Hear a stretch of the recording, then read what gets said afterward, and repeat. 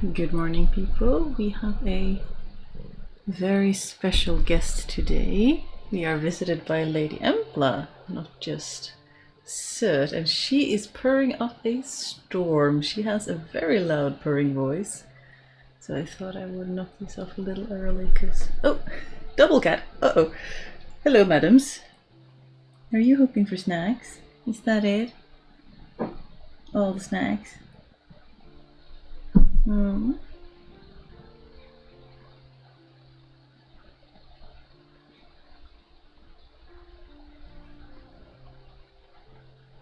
My madam?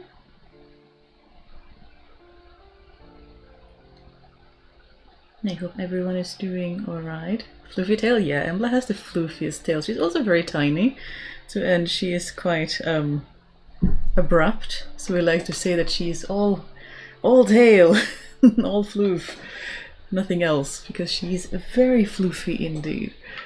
But I have both cats in here at the moment, so that can make for some very interesting behavior. But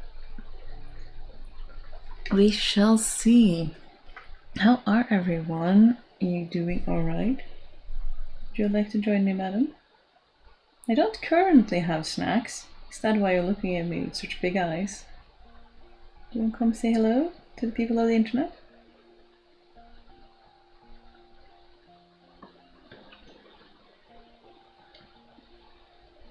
Hi!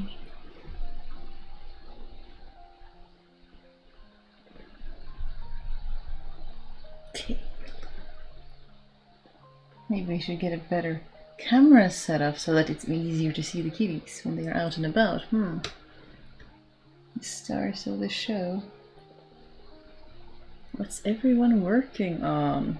We are full on moving mode, so everything is chaos, including the cats.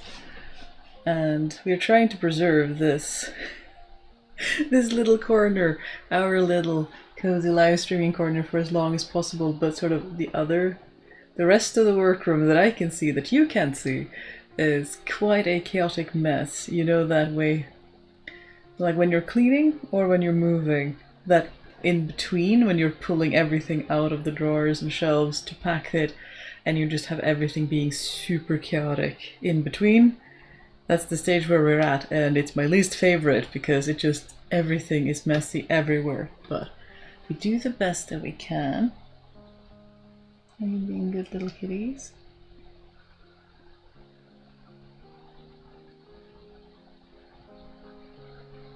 Just got back from taking a walk to Goodwill to buy some stuff.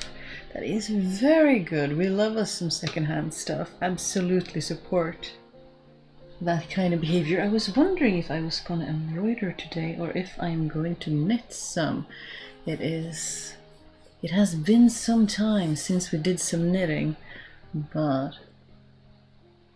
I don't know, madam, what do you think? You have no opinion other than snacks? Oh, and by the way, if you hear a dog howling in the background, our neighboring dog is in heat. I'm currently watching her, and she's a very sweet dog, but she will do the howling. But don't worry, she is okay. Moving? Yes, we are moving!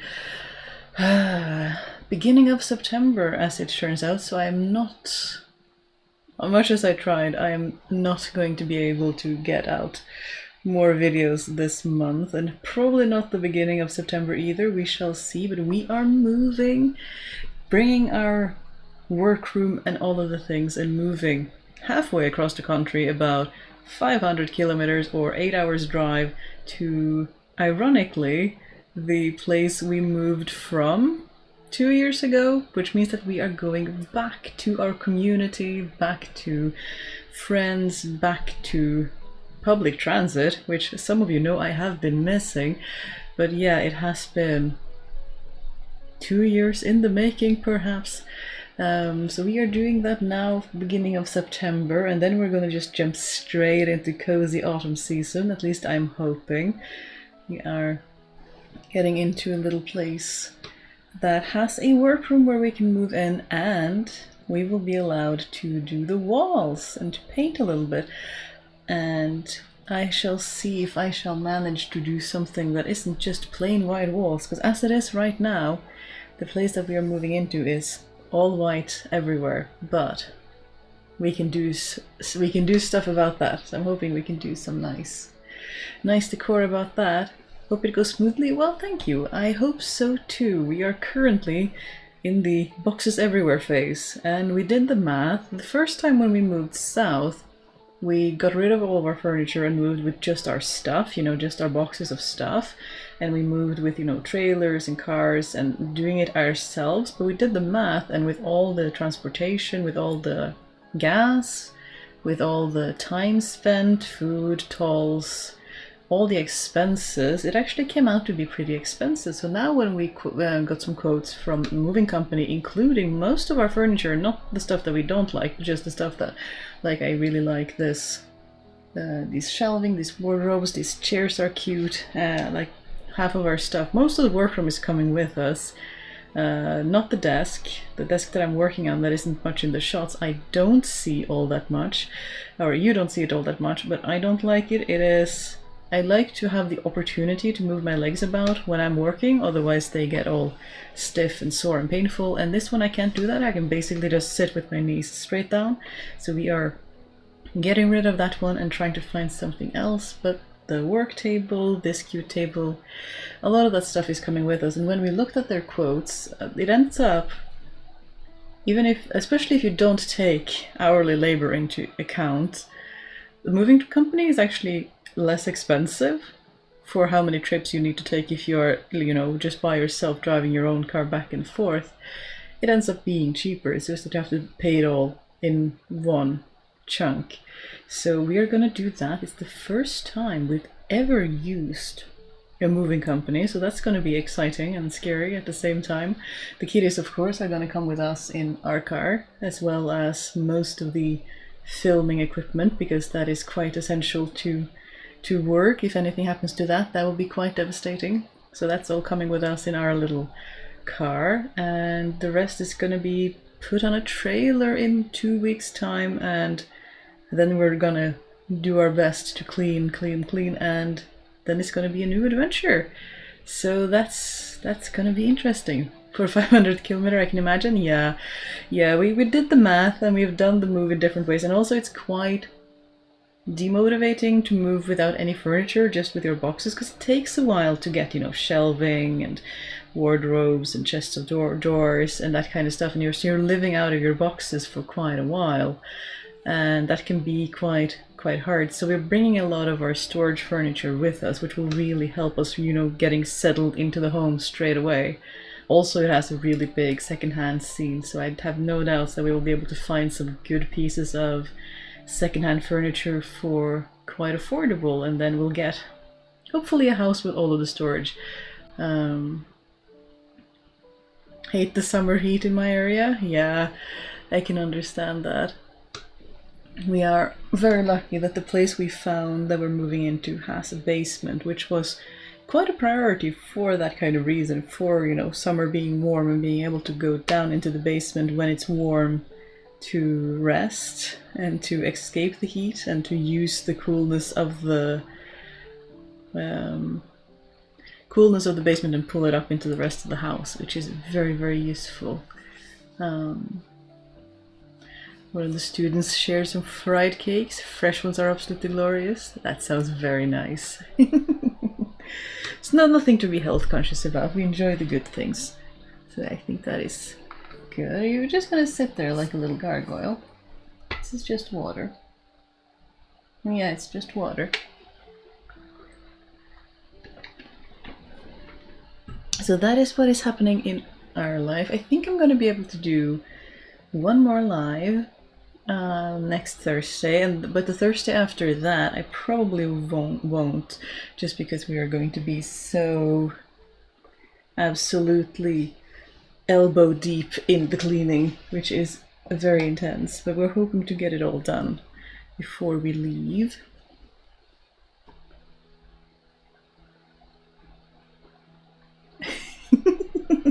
Please pack the sacrificial pants. The stream wouldn't be the same without them. You mean these friends? Yeah, they're still here. They're still in pieces. I actually had a wardrobe mishap. We were meeting a friend for lunch the other day, and the trousers I have been mending so diligently split up the middle. As they do. So we had to take a run to a nearby clothing shop and buy something on sale that would fit, because, you know, it ain't that fun to run around without actually anything covering your bum. But the trousers I ended up getting did actually end up fitting reasonably well. Not too well, but I thought maybe we could take a pattern off of it and see if we can talk about why it fits and why it doesn't, and maybe see if we can do the thing where you take a pattern of a pair of clothing that you have without actually taking them apart. Because I think that is quite a useful thing to practice, and it can be quite fun too. Do you want to embroider or do you want to knit? My brain is not braining today. The heat wave here finally broke. It wasn't even a bad one. Only 39°C. How is that not a bad heat wave? Madam, that does sound quite bad. That sounds really, really bad. Whoosh. Don't think anything close to body temperature should be considered a not too bad heat wave. My goodness, I hope you're safe and staying hydrated.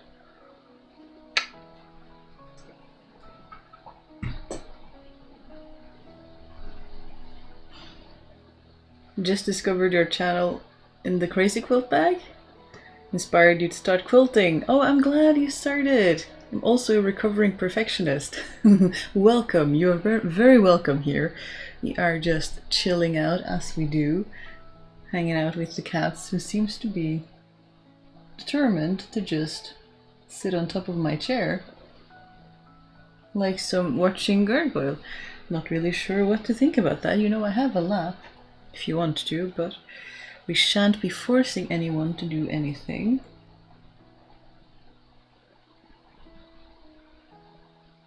Blue, what are you?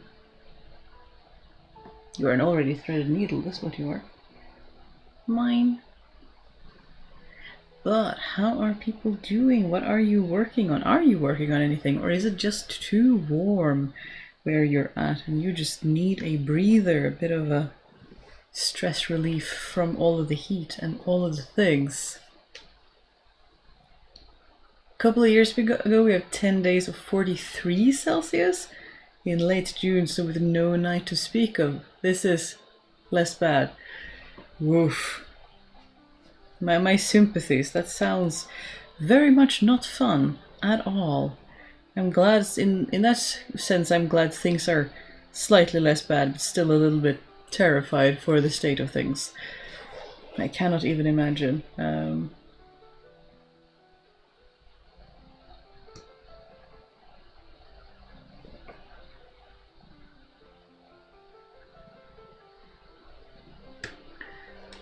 We only have 28 Celsius here, but I still find it too warm. It's supposed to rain on Sunday, and I cannot wait to finally see some moisture on the ground again. Yeah, I can relate to that.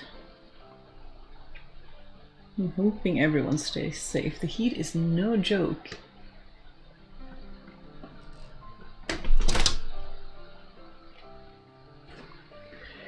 Altering pants and replacing buttons. That is always a task that needs doing, isn't it?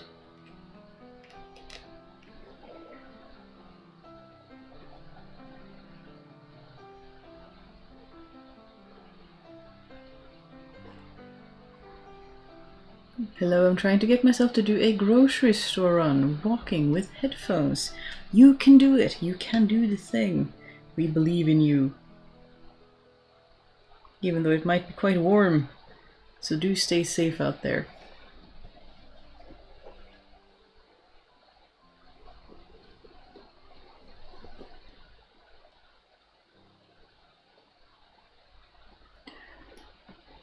Extra fine pins without the ball at the top are ideal for transferring seams into paper for copying garments. You just rub the side of the graphite pencil and done. Ooh, that sounds excellent. Always good for a good tip or two. Hello everyone. Hi Kristine, how are you doing? I'm doing quite well, Alex. Welcome. You are very early today. Often you join us towards the end of the live and I feel bad that I'm like, oh, but we are stopping soon. I hope you are doing alright. We are moving soon, so my brain is a mess and part of me wants to show you just how chaotic everything is and the other one does not want to do that. But yeah, so everything is currently in moving mode where everything is just everywhere and there are boxes and bags and chaos, and the cats are having a blast because that means there's so much to climb and explore and, you know, adventure. Everything is changing around them and they are getting enrichment galore and they are very much enjoying that, and we have to make sure that certain boxes they're not supposed to get into are still staying safe from the little curious creatures. What are you doing, madam? So all in all, we are doing quite well. We have been a bit tired, we've been a bit sick, but we are doing our best to pack, you know, a couple of boxes each day so that we get a little bit of progression every day, even if we're not quite feeling it, just because it's so much better than trying to cram everything into a week at the end, because we wouldn't be able to do that. Oof. Here it's not too warm, just 20 degrees and cloudy, so I'm not even taking a water bottle with me. Oh, you are living life on the edge. I don't know, I always take my water bottle with me, but then again, I always take my water bottle and my meds. Unless, yeah, I suppose for small grocery runs, I don't always do that. But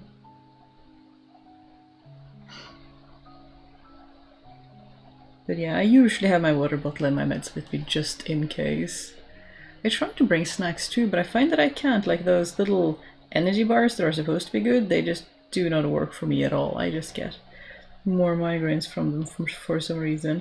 And we are about to have the first ads of the day, and if you are new here, we pause for ads. You don't miss anything, because if you get ads, you are supporting the channel, so I don't want you to get left behind. So I just encourage everyone to grab their beverage of choice if they have one, and keep hydrated, and then we just chill out for a moment.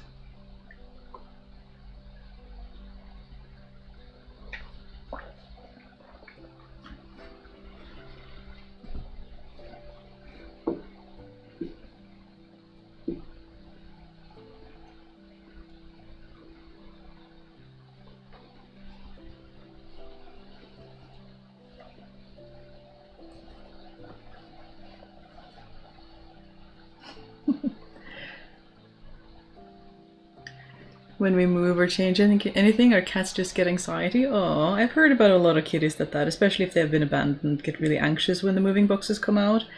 Our babies don't have that, luckily. They get really, really curious because there are changes in their habitat and they want to climb all the boxes and be very, very tall, which they love. Suda's already found a new favorite snoozing location on top of a banana box, where I don't know if this is a thing in other countries, but in Norway, if you're frugal, you'll go to the grocery shop once in a while and you're asked for used banana boxes, and they're reasonably big, they're quite sturdy, and they're reasonably clean, because I mean the bananas are in plastic bags that you just pull out, and then you have a really sturdy box that can really take a beating that you can pack.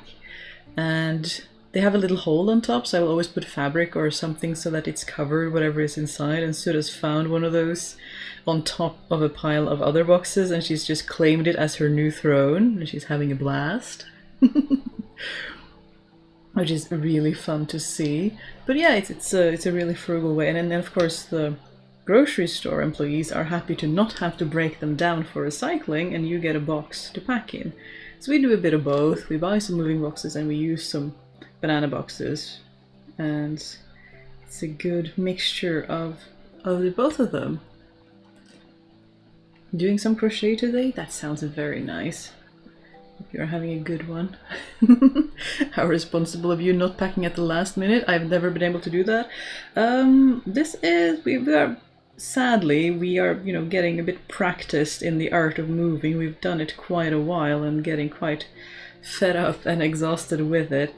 And I don't know, we just try to start earlier and earlier each time because there's always a marathon at the end, or like a sprint at the end to get things done. We've also been feeling quite tired this time around, so it's hard to get motivated to do stuff, so doing a little bit each day rather than everything all at once keeps our depleted energy level, you know, manageable. So hopefully we will get there in time. I think so, but we shall see. There's nothing there, madam. That's just my lap. I don't think there are any hidden snacks under here. That I've gotten lost in the folds of the blanket. I'm sorry. Finally, it's storming here in South Wales, and I can curl up in a fuzzy blanket and listen to the rain. Ah, that sounds nice. Madam, this is just a blanket. There are no snacks inside.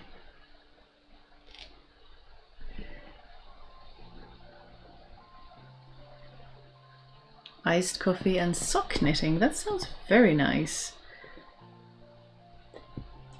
Just making a pair of vanilla socks for my daughter who loves. Yeah.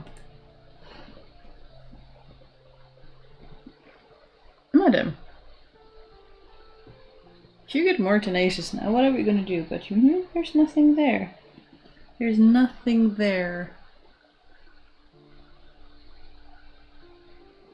Good luck with the moving? Thank you. We are hoping everything will be much better after the move. Banana boxes are a classic. I just didn't start collecting them in time, so I didn't get enough of them. Yeah, that's the thing, isn't it? Because the store is only going to have so many, and they're really big because they don't collapse like other boxes do. Like they're the size they are, so you can only fit so many in a car at a time. But they are very, very useful. And they're so strong. They're stronger than the moving boxes that we can buy, at least around here, so they're very, very useful.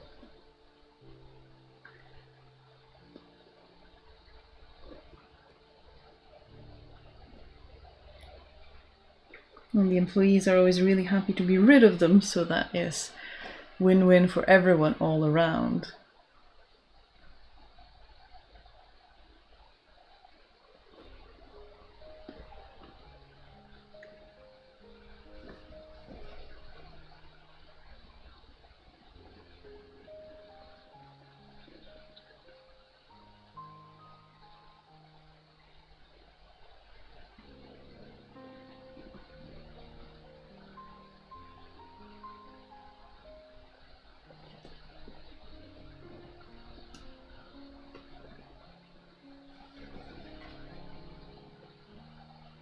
The void is rambunctious today? Yeah, she is.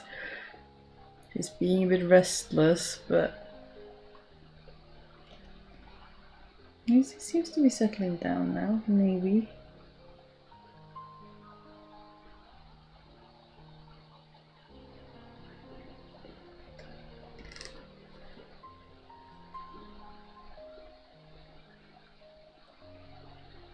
The best is Ambla, who is a very talkative cat.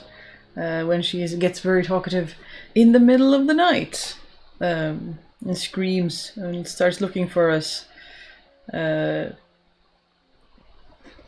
which can be a bit distracting when you're trying to sleep.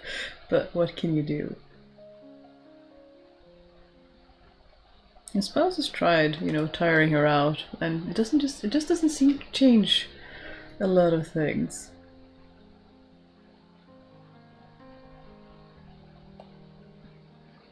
I feel like I'm proving French stereotypes with this, but I used a lot of wine boxes when I moved. They're small and strong because they're meant for heavy bottles, great for books. Oh, I see, that is interesting. For books, banana boxes are a challenge, easy to pack them too heavy. Ah, I see. I'm not, limited to having to pack things in the same category. I will put a couple of books at the bottom until I'm like, okay, this is reasonably, getting there in terms of heaviness, and then I will load fabric or clothes on top.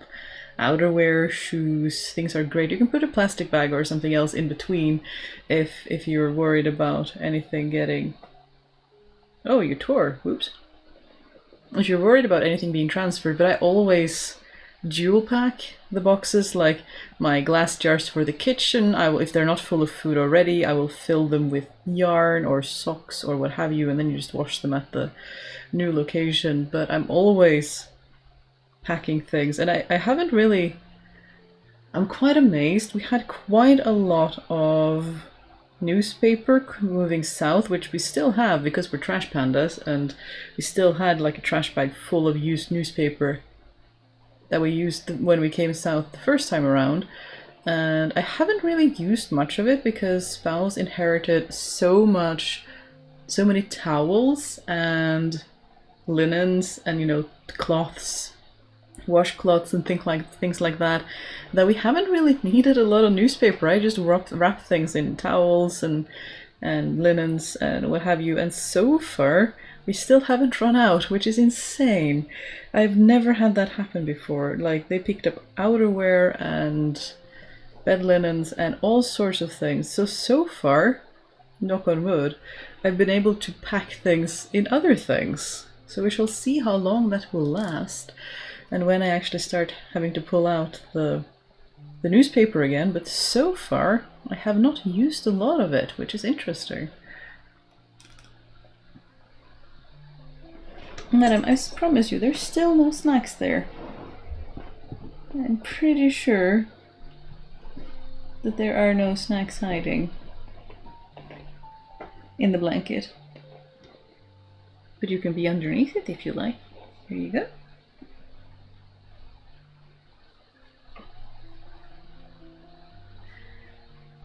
You can handle mixed contents when unpacking? Well, I will write on it what the primary contents are. So if the primary contents are kitchen stuff, I will find clothes as I'm unpacking kitchen stuff. It works somehow. But that is mainly to be nice to moving company people and ourselves, to not pack things too large, because indeed a banana box full of books would be way too heavy and not very nice, so we try to avoid that as much as we can. But that means that I can sort banana boxes with books by author, which is a lot of fun. Like, you have a box for Tolkien and textiles, and yeah, I like doing it like that. And it's we do have other bags of stuff that is more precarious, like the clothes that we need to wear for the next few weeks is separate and in our own car, as opposed to, you know, outerwear and winter clothing that we hopefully won't need for too long straight away. Pardon me while I just, before my body gets really stiff. Alex says, I'm knitting a cabled sweater at the moment. I'm starting a difficult round now, so won't be commenting during this round. Well, we wish you the best of luck in this exciting new venture. And hello, madam. You are being very climby today.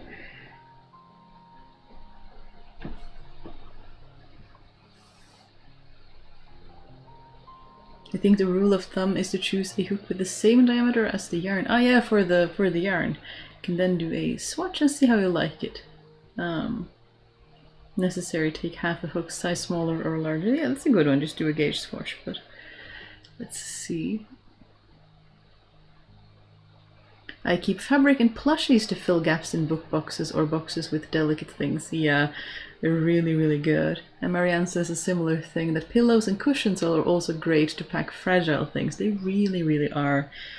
Spouse got a little sound system with, you know, a subwoofer and these tiny, tiny cute speakers, but they're still a pretty fragile piece of thing, you know. So we packed it in a duvet and it works so well. It's, you know, you couldn't shake it apart. So fabrics for packing kitchen machines and what have you, definitely absolutely great. And it saves space as well, at least I hope so, by not using newspaper, although fabric does take more space.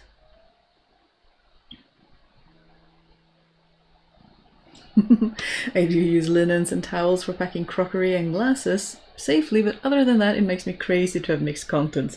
You couldn't see our moving boxes then, I'm afraid. I'm just utility over anything. I want the boxes to be not too heavy and packed as much as possible with my stuff, and as little as possible with newspaper and management stuff for keeping the boxes at a good weight, but to each their own, so long as the job gets done. Isn't that the thing? So long as the work gets done, we are all happy. Ooh, this was a very close game of thread chicken, but I won. Congratulations, Lynn. That is very, very good. It's always very satisfying to win a good game of thread chicken. Are you settling down, or are you just fooling me for a moment? Let's see if we can show the world how cute you're being. Oop. Other camera. Hello. Look at this.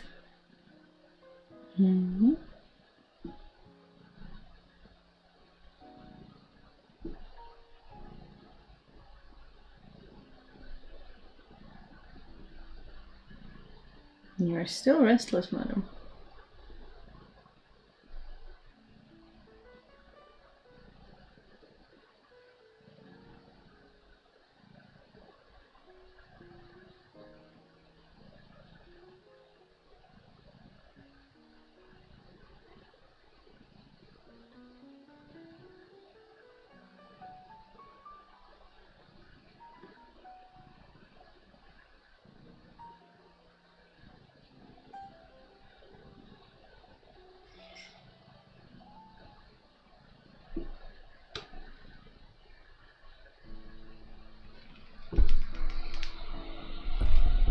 Go. Whoops.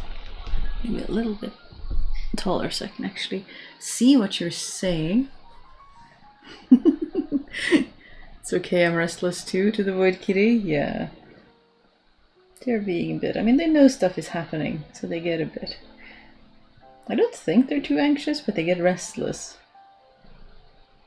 You know, all this stuff moving about in their home.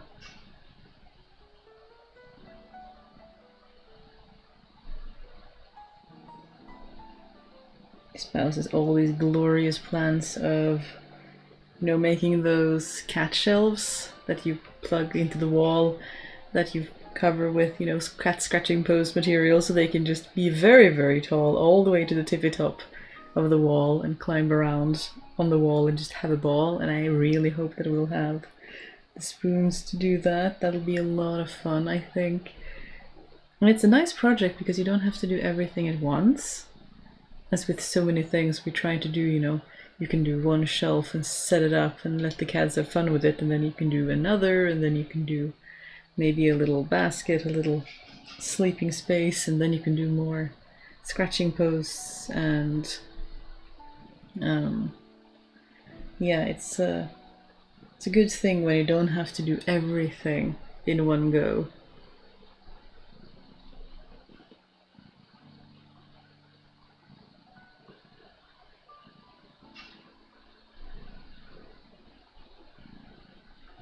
Change is hard on everyone, especially for creatures who know something is happening but not what it means. Yeah, it's the same with the vet, isn't it? You really want to explain to them why they're going and why it's good for them to get their vaccines and stuff like that and their health checkups, but to them it's just really stressful to be in the car and moving and being in the crate and all of the things. And why? Why are they doing this? And Emma, surprisingly, is fine with it. She just sits there and charms everyone at the vet office by just sitting there having a good time, and Soot is not happy and will sing you the song of her people all the way to the vet. And then sometimes on the way back too, although then she might be too exhausted. But she is not happy about things and has no problems letting you know that that is how it is. My wood kitty sends purring greetings. That is sweet. Soot is purring right back at them.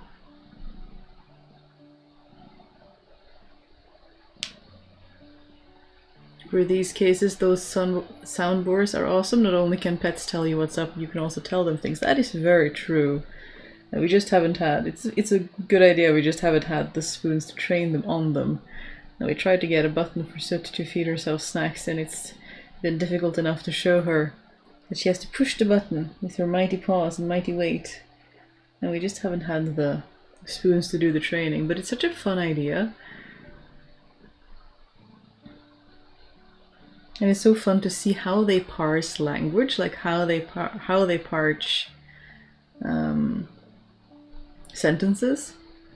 Yeah, I remember how Billy's human explained to her that medicine make ouch buy, and then Billy accepted the medicine she hated before. That is so sweet, Joanna. I love that. That you can actually make them understand you as well as the other way around. And we are about to have some more ads, so we shall have another small hydration and kitty break.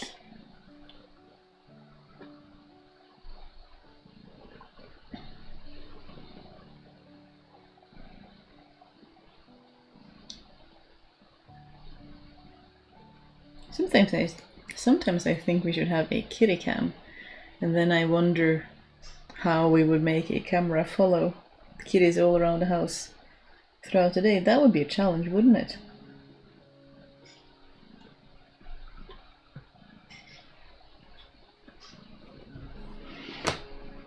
It would not be easy following you everywhere when you are deciding to have the zoomies. When you're sleeping, it's one thing.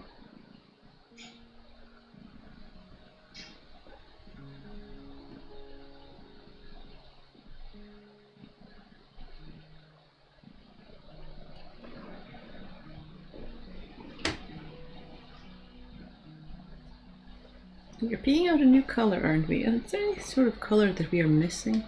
Is there any sort of color you wish to see, chat? I'm trying to think of anything that's missing. It's so hard when you don't know what you're looking for a lot of the time. But this yellow, I think this yellow was supposed to continue all the way down here. I just ran out of thread. Maybe we should try to...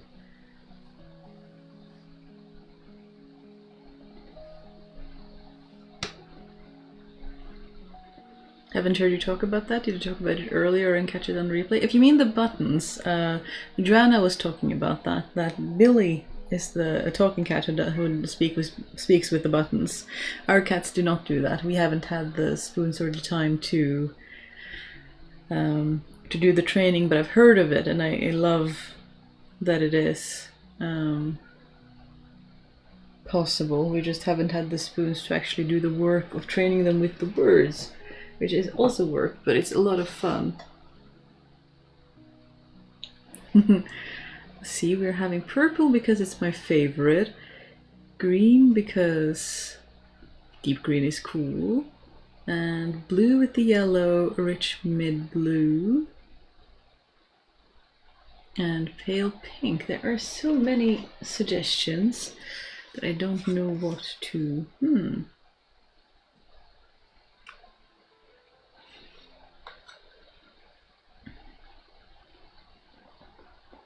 I think we shall try to finish the yellow, and then we can try to do some more blues. My box is quite saturated in like green, and this greenish yellow thingy. I wonder what we will do when I finally start running out of certain colors in this one. My sister's cat actually asked for a medicine out of the blue. It wasn't totally clear which med, of course, but he got anti-parasitic treatment. Oh, that is really cool. It is really cool, Elder Lady. I really love that when the cats actually manage to ask. Throw some dice? That's a really good suggestion. Maybe I should keep some crafty dice hanging out with the rest of the live streaming equipment so that we can make decisions like that when we need to. Madam, how are you lying? Excellent, excellent position. We love to see it.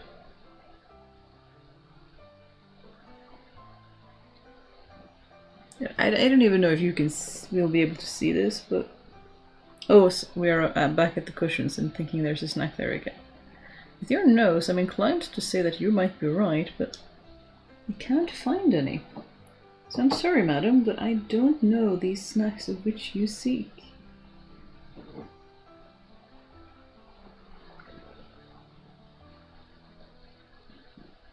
I'm sure we can find some crafty dice if we wanted to. That would be really fun.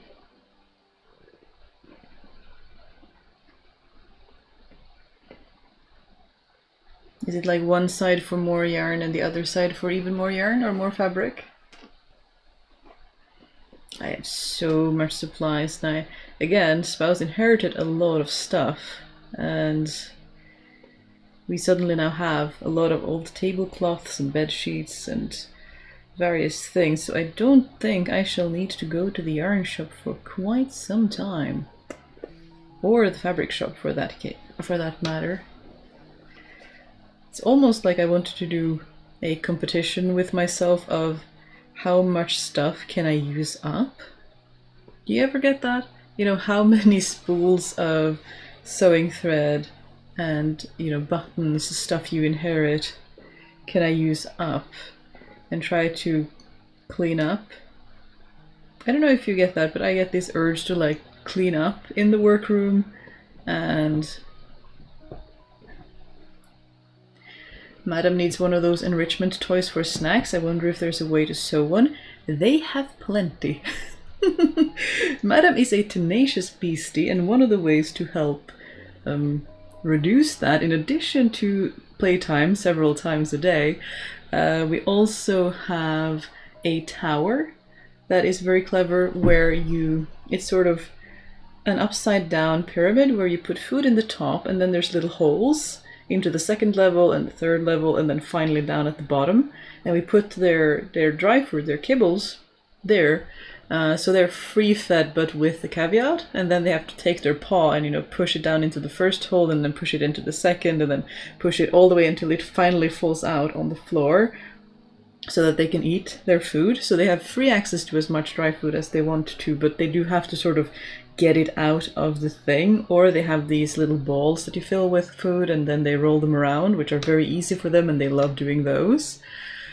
And a couple of others ones too. I've seen the one that's just a little mousey that you fill with food and you hide in the house, but Soot will follow me whenever I do that, so it's not really much of hide and seek going on. But the tower has been the best investment of all the enrichment food toys that we have tried.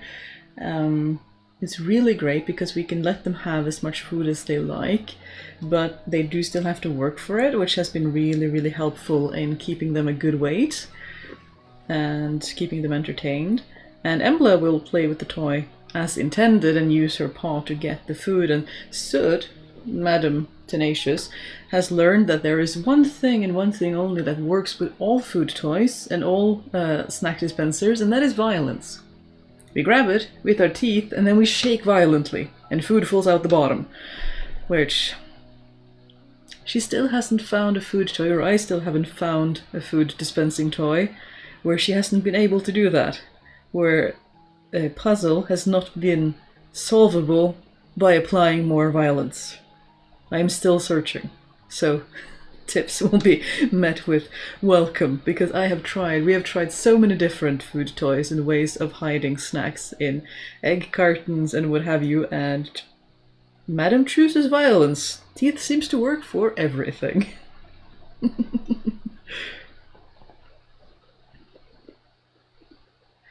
Crafty dies, now I know what to knit my grandsons for Christmas. That's a great idea, I love that.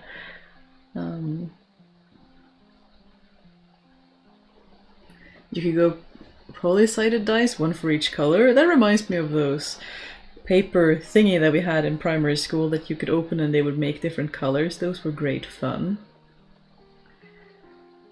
I feel you, I'm also basically set for life with sewing thread and probably fabrics too, due to inheriting my grandma's sewing stash and getting a box of linen clothes from a friend. And of course my old clothes that are too small, but it can be turned into new clothes with some skill. Yeah, I hear you. And with the speed at which I am sewing especially, I have no chance of getting through a lot of this stuff, because there's just so many things that wants to get made, and maybe we will get through half of it. Probably not, but we shall see. Stash busting has been a huge goal of mine for years. Yeah, but new stuff keeps coming up. We keep inheriting more stuff, and I don't want it to end up in the landfill, so I say yes, and then I have more stuff.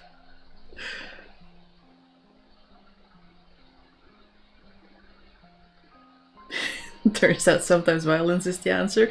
Yeah, for Madam, violence is always the answer. We've tried to find different food enrichment toys, and she finds some way to grab them with her teeth and shake violently. We haven't found any toys yet where she has not been able to solve a puzzle that way. We are still searching. You think Madam is my spirit animal? I can see that. I knew a lazy cat who just pushed the tower dispenser over. Oh, interesting. I'd be curious if Soot would do that if she was larger. But both our cats are very petite female cats, and it has quite a wide base.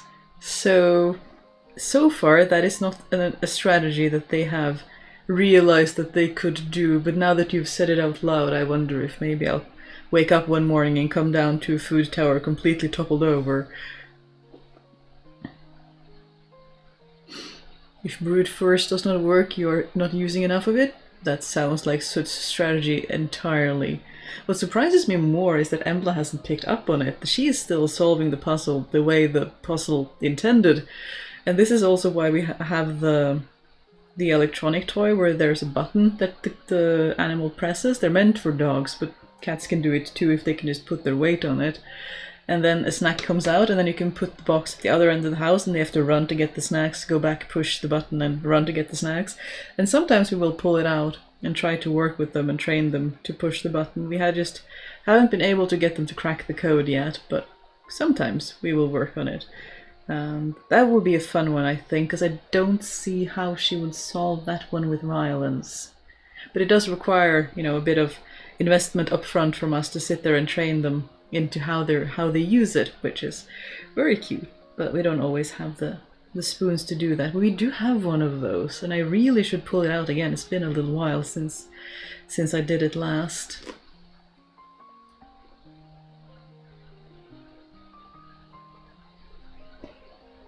Old supplies feel precious to me, especially compared to the quality of a lot of stuff I can get these days. I prefer to use them for important projects.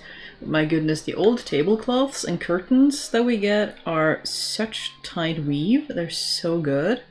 Some of the thread I get is just rotten though, and you pull it apart and it just falls apart, so you can't really use it. Some of the thread goes bad, but some of the linen, the tablecloths and the bed sheets, like the tablecloths are so thick, and the bed linens are so finely woven, such dense thread counts. I'm just amazed, and I'm like, why can't we get these types of fabric in the fabric shop? And when I buy, shirts and stuff, I want stuff that has a similar softness and drape, and not just printed fabrics. Yeah, the quality of the stuff that you can inherit is pretty amazing compared to some of the stuff we can buy these days. It is quite sad, but it also shows that it's possible.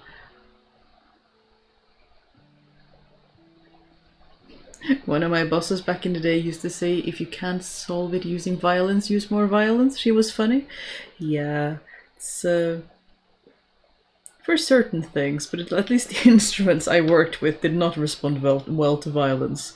And they were so expensive too, you would get quite in trouble if you tried doing that, but it's a fun attitude nonetheless.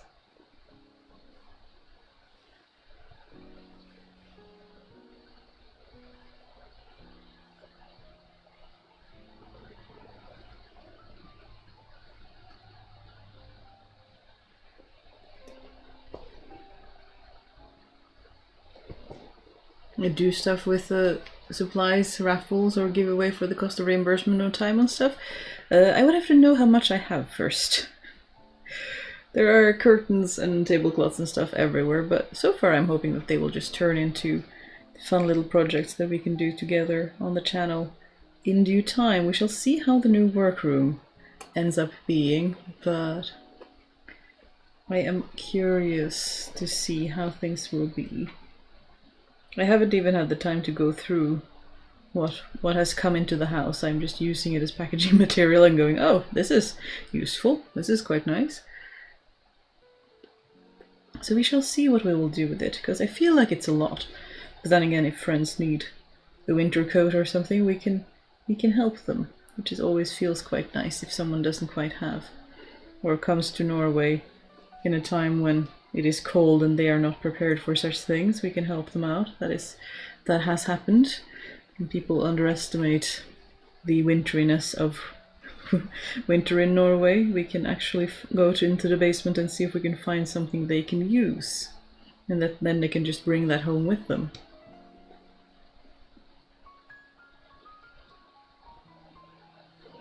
Oh, my neighborhood sparrows has come to sit on my balcony. Oh, that sounds lovely. Yeah, we had a bird feeder here, and we've been seeing a lot of cool birds in the kitchen window, and the cats have been watching them from their little catio, and we have been watching them from our breakfast table. It's lovely. And there's a lot of sparrows, a lot of various birds. Robins have been coming around. And woodpecker, that's the word. Woodpeckers are really interesting.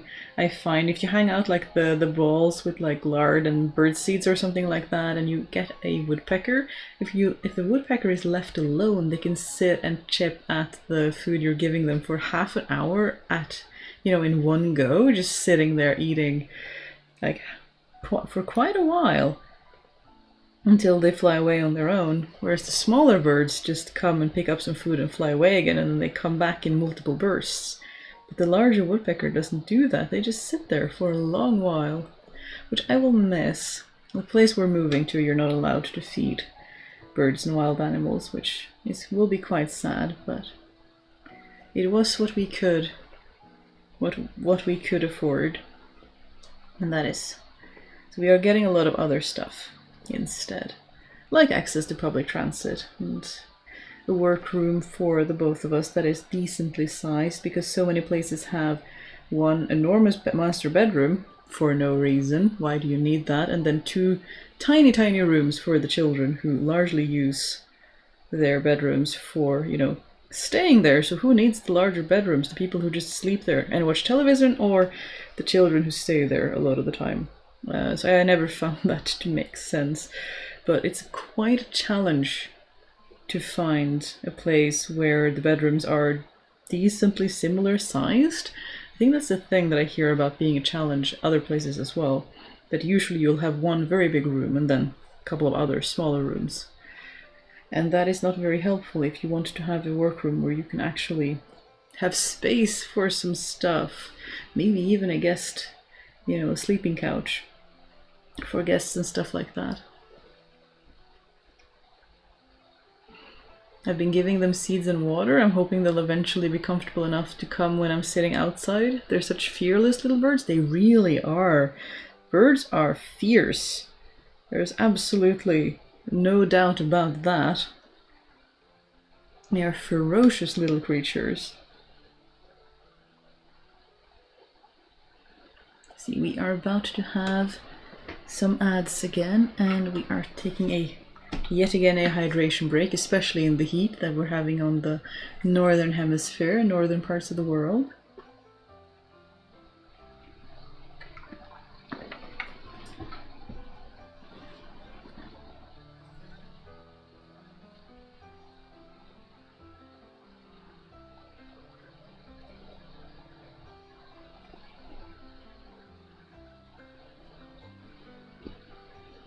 Yeah, it makes no sense. It's like they don't think children are people. I know, right? It's not the best attitude.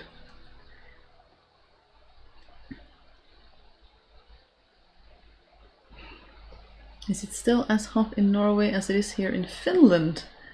Knitting a winter dress from wool, and there's like 2 meters of very warm fabric sitting in my lap. That was actually one of the reasons I chose against knitting today, because it is still quite warm. We've been having a lot of wind today, and that really helped, but it's the kind of wind where you still go out in a t-shirt and it's still really warm, because it's the summer wind that is really warm.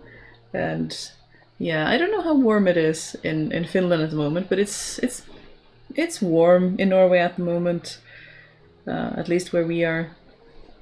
It is the summer season of heat waves and warms, But here we also get bursts of wind, which are so helpful in pulling the draft through the house. My house as a teenager, my parents' room was huge, but only because of its attached bathroom and closet. Otherwise the space was the same as me and my siblings' places. Interesting. Everywhere I grew up, and this might be shocking to some people, I get the impression from people that I talk to, we were 3 siblings and 2 parents, and we had 1 bathroom. And this was completely normal. It was like not a problem.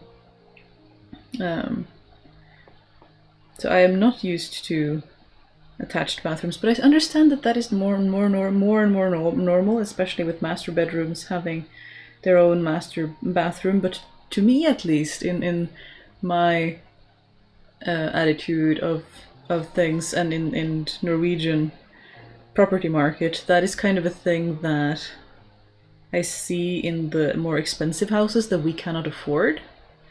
That is not something that I'm used to seeing in the more affordable range of houses, which is an interesting cultural thing, because I understand this is a lot more common in places like the UK and the US.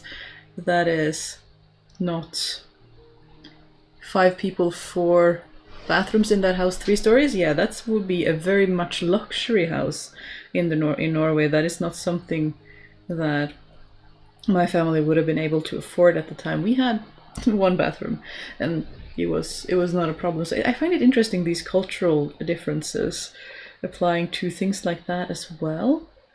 That these things are different in what we're used to and what we expect. It's always something that I'm interested in hearing about.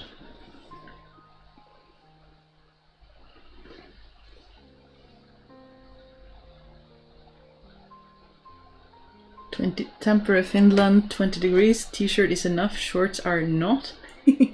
Interesting. I like long trousers and shirts as much as I can, because I find it cools me down when I don't have to get the sun directly on me, but oof.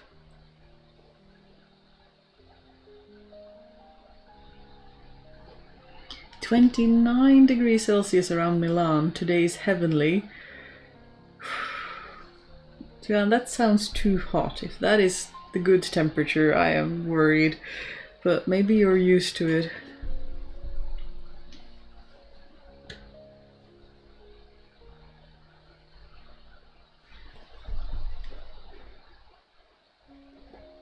My house has 2 bathrooms and 3 toilets because there is a toilet in the laundry room. Interesting. We kind of want to implement a similar thing. The house we're moving into has 1 bathroom or 1 toilet at the moment, and for disability reasons we kind of need a second so that spouse can have access to a toilet at all times. So that is kind of one of the things that we are working to implement, is an additional toilet. And we're probably, because interestingly enough, I'm not sure if they had turned a laundry room into a second shower room, so there are 2 shower cabinets but only 1 toilet, and we think that is interesting and not the same priority that we would do. So we are looking at the possibility for tearing out one of the shower cabinets and replacing it with a second toilet, but we don't know if that's going to be possible, because I mean, toilets have specific rules in terms of the black water getting treated right. So we shall see, but it would be very nice if that was possible, because that would be a huge accommodation for a spouse. That would make their daily life a lot more manageable and less stressful. So that is definitely a priority that we are looking into, and hopefully we'll find some way. If not, we'll have to put, you know, some sort of solution in the basement, but hopefully it doesn't get to that. We shall see. It's interesting.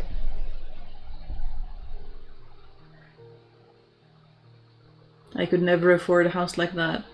I've been in apartments since 18. A house that big now in my region would cost $700,000. Yeah, Yeah, see, that's similar to what I would expect, and that is way, way, way out of our league. Not even, like, we couldn't even dream of affording something like that. Stripy Crayon says, we had 2 parents, 2 kids, 1 bathroom, and my brother and I shared a room with a bunk bed when we were young. Same. Used to do that with my brother too. For a while.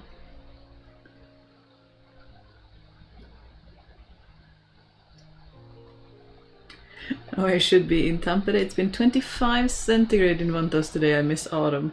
It's coming. We hope it's coming. Keep the faith. The seasons change is coming.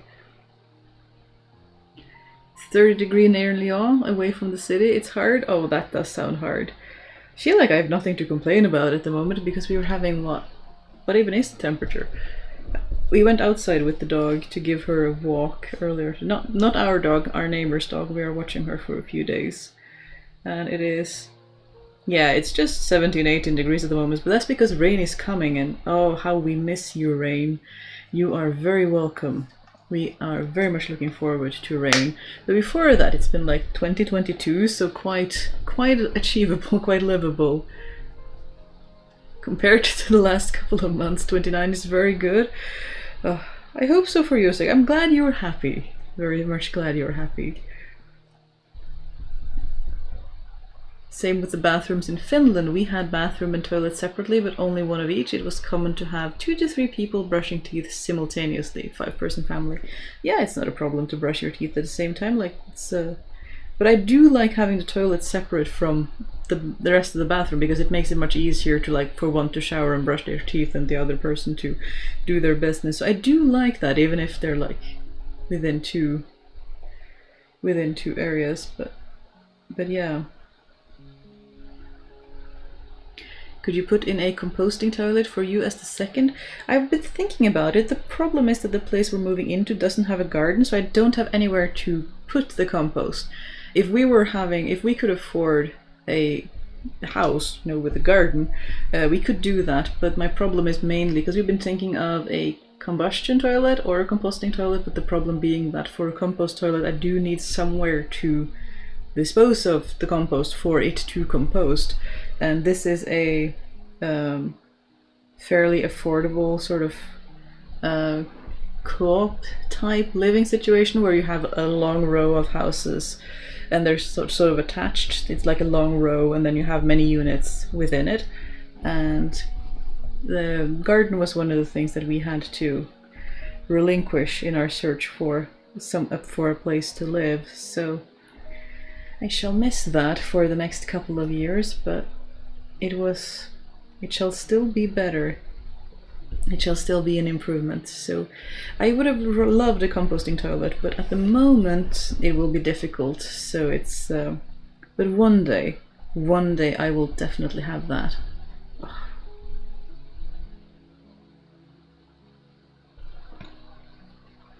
I just need to do a lot more textile sciencey research first. Hello, madam. Can I help you?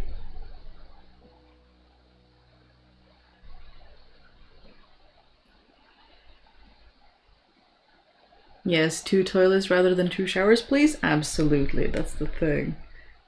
Like, I don't need to shower all the time, but if you need to go to the bathroom, like, you need to go to the bathroom. There is no ifs or buts about that.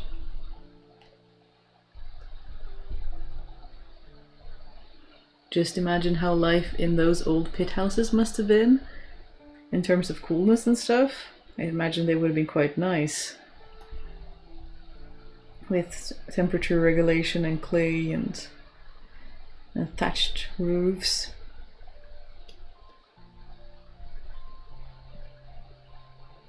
My AC is set to 30 degrees and it feels wonderfully cool. It is so hot. Oh, my sympathies, Catboy. I hope you are staying safe. That sounds so warm. I am very much not built for heat. So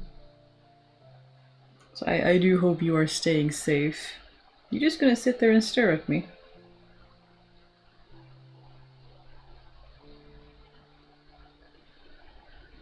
Yes, he is, and then we get to make a mistake instead.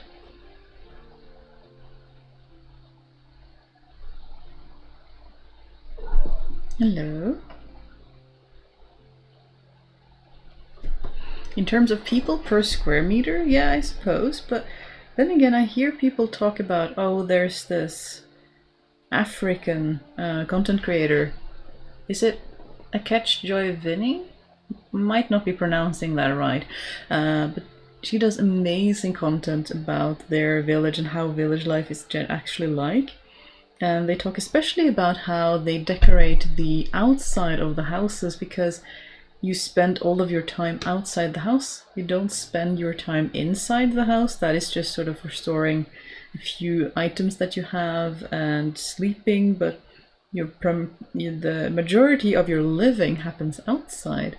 So it's less of a necessity to have a lot of space inside. But I suppose it depends on what people are used to. It's hard for us to imagine being used to a lot more space per person than they were in history, that, you know, it was just normal to not really be able to sleep in your own room and spend most of the time with other people. It is hard to imagine. I mean, I'm me being very introverted.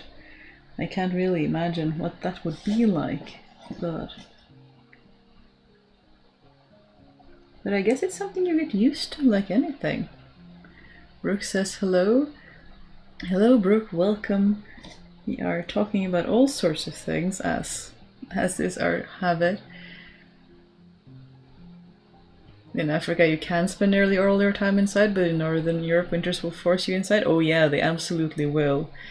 But I wonder if a similar thinking applies, that, you know, you use the housing for what you need it for. Like, I mean, in Northern Europe, it was common also to house your livestock inside with you in one side of the house and sleeping at the other side of the house. And in really cold winters, you just sleep with the livestock, because why waste good body heat? There's no need for that. I finished my round. I'm always glad when I finish that round, but looking forward to it when it's about time. Funny how that works. Good job, Alex. I'm glad you finished it.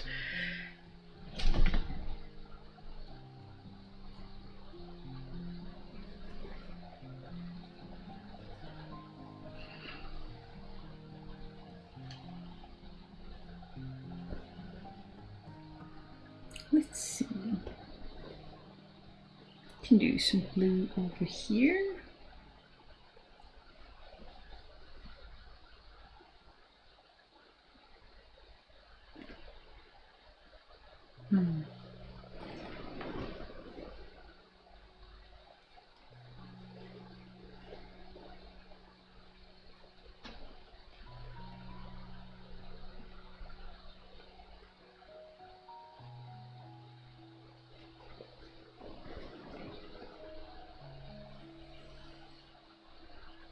I used to love the idea of tiny houses, but there is just is not. But here is just not an option. You need space to move around that is out of the sun and heat. Yeah, I can understand that. And in recent years, you've seen that people will stop. What are they called in English? Is it called awnings? You know, in at least on Norwegian houses, you'll have the house, and then you'll have the roof, but the roof will stick out a bit away from the building. And I know that in warmer countries it will stick out more, so that the sun never directly hits the building, it just directly hits the roof. In Norway they're not quite as big as that, but they are also getting smaller with newer houses, and people are seeing that their houses rot faster because they're more exposed to rain, and, you know, they're less protected from sun and shielding, so they need more air condition and stuff like that. And it's again the old building techniques that were, you know, made to work with the local weather challenges that you had were quite effective. They are quite nice, and usually very adapted to whatever weather condition is local to the climate that you're living in, which is how you get so many different architecture styles, which I just love to look at, like how many different creative ways people make houses to live in. But similarly to you, Cat Paw, like, we used to love the idea of tiny houses because they're so nice, and a part of me really loves the idea of having a house that you can bring with you, so you don't have to up and move, and you know, you have your house like a little introverted snail, just bringing it with you on your back all of the time. But in practice it wouldn't be very possible, because both spouse and I have fairly space consuming hobbies, like sewing and fabrics takes up space, and filming takes up space, the cats need space to be in, and all those different considerations. So it's challenging to apply it in practice, but it's yeah. And they can be challenging to get to. They're not. The legislation in Norway was quite confused as to what to classify them as for quite a while. But I guess we'll just have to try to do the best we can with what we have. Almost like they were built that way for a reason? Yeah, exactly. There's always a reason why they build them in certain ways.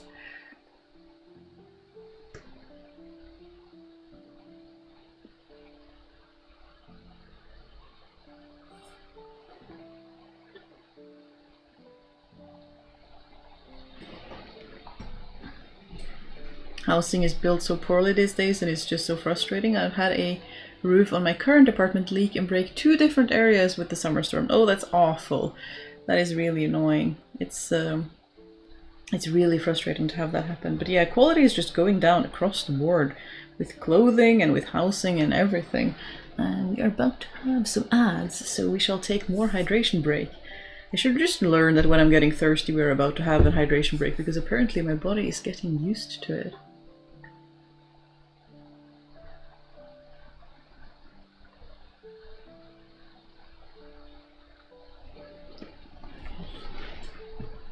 Cats need space too? Yeah, they definitely do. They need space to run around, you know, be cats. Which is another thing we're excited about, is that this place that we're moving into has stairs, which Sut has shown previously in other places that we live, that she loves stairs. She loves, you know, starting at the top and just racing down the stairs to get all of the speed. And we're wondering if, for our safety and for the cats to have fun with, you can get these. It's not, you're not carpet lining the stairs, you're buying these almost like tiles that you put on each individual, and they're sort of half moon shaped, and they're sort of, you put them on each stair so that it's good for your feet to grab so you don't slip and you don't fall, but also it's excellent traction for the cats so they can race up and down the stairs and have a blast. So we've been considering those, if we want to install some of those in time. We shall see, as with so many things. It's just a long list of maybe, we shall see. But this is kind of how it is when you start a new project, isn't it? Like, you get a new start in a new house. You get all these dreams of all the things that you want to do, and then maybe you have time to do a fraction of them, because it's always a lot of time and effort to actually do the thing.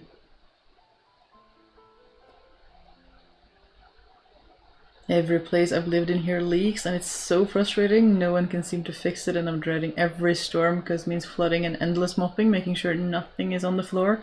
Yeah, that is super frustrating. And, you know, making sure your textiles are safe and dried out and aired out and not getting moldy, and yeah, it's a lot. It's a lot to have to deal with that. I'm sorry you have to deal with that. It's no fun to have to deal with houses not behaving the way they should.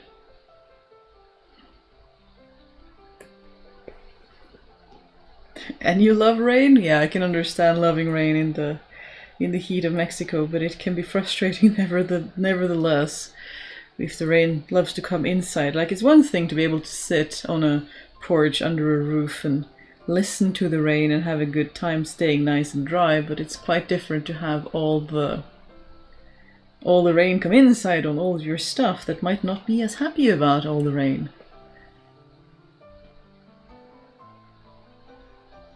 Yeah, I hope your new home is magical and Sut loves the stairs. If you put a carpet runner on the stairs, she will be in heaven. I'm assuming a carpet runner is like a long carpet? So we were trying to avoid those because they seem hard to install, but we can get these little...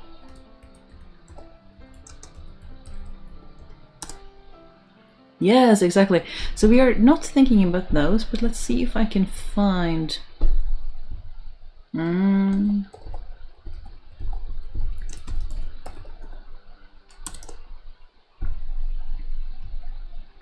We find a picture. Why are all the pictures ads? That seems quite normal, but... Can I enlarge this? Oop, that is very large. My goodness. I want a picture that I can show. Aha. Oop. Let's see if we can try the new trick that I learned. If we do this, and we do this, and then we do this. Now you should be able to see what I call like carpet tiles. It's these little round things here, because the stairs are they're spiral, they're very curvy, so putting any sort of carpet that is continuous will be very difficult, and I'm not sure I want to deal with that. But these little tiles still give you a lot of the traction for both you and the cat, so that you don't slip and, you know, break your back, and the cats can have a whale of a time running up and down the stairs and just having a grand old time. Imagine these carpet tiles would also be really good for making said shelving to give cat shelves all over the house. We shall see how that project goes, but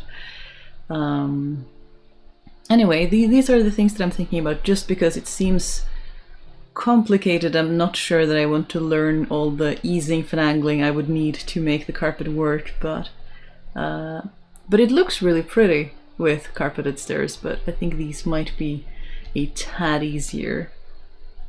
Let's see. Oop. Should do another thing about that. Where did... Ah! They can claw into the carpet and run even faster? Yes, exactly. And they will just have all the zoomies and all of the fun. I think that would be so much fun. I'm more afraid of the electric than fabrics if it should leak? Yeah, that is very fair. I guess fabric is more in my mind because I'm holding fabric, but the electronics is definitely scary in terms of rain. It's frustrating to have to think about protecting that all the time.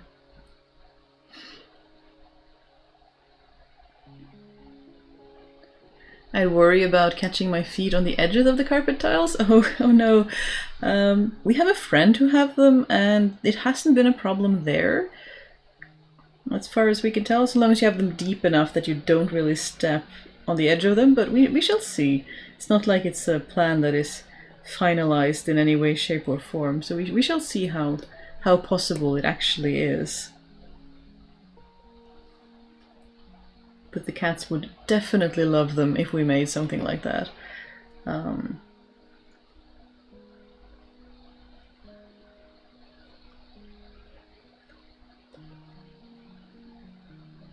Yeah, you just stick them on the stairs to keep them from being slippery. There are non-permanent ones. That is awesome. Yeah, I love that. I mean, I generally enjoy anything that makes the stairs less slippery, because stairs can be quite devastating to slip and fall in and be clumsy in. It's one of the reasons I really love my felted wool slippers with rubber soles in winter. And I wear them pretty much all winter because I feel so safe walking around with rubber soles on, you know, indoor shoes. They're never outside, so they are quite okay to wear indoors. And I like carpet or carpet tiles in the stairs for the same reason, because we are clumsy and I like to not be clumsy in the stairs. And also handrails. The place we're moving into does not have handrails, and we are not having that, so we are going to find some handrails that we can install so that it gets safer. That is quite... I feel quite boring. A lot of the upgrades that we want are all about accessibility and safety, because those are the things that we care about.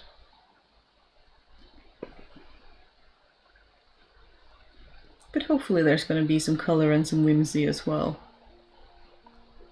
because we do love us some whimsy in our day-to-day life. I don't know, I feel like we don't have enough whimsy We just want to do things properly all the time, but we're allowed to be a bit whimsy as well.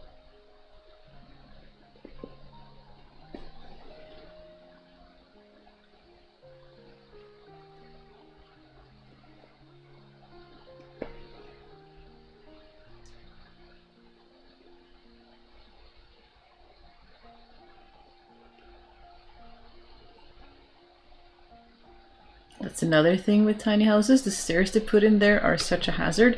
They do look very steep, some of them.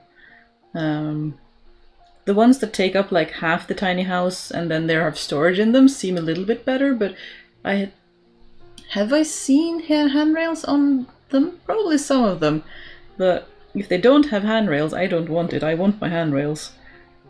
It's just such a easy thing to grab. If you slip, that really helps, instead of potentially falling a lot.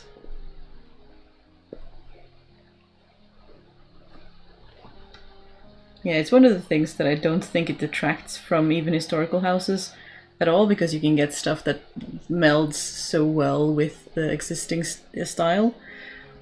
You know, a nice dark wood something handrail just beautifully running along the wall. It's not going to be a problem anywhere. Not that this is a historical house by any stretch of the imagination. It is quite post-World War II utilitarian housing, but it shall be cozy nonetheless.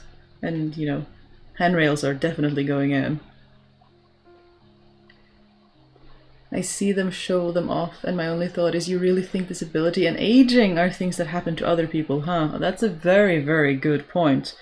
Like, how do you get up to the lofts if you're in a wheelchair? How do you get up? If you have a cane, if you struggle to get walking stairs at all, if you have issues in any way with your mobility, that's going to be challenging. I've seen some where you have to climb, you know, climbing those little knobs to get up, and I'm like, yeah, that's not somewhere you can get old, is it?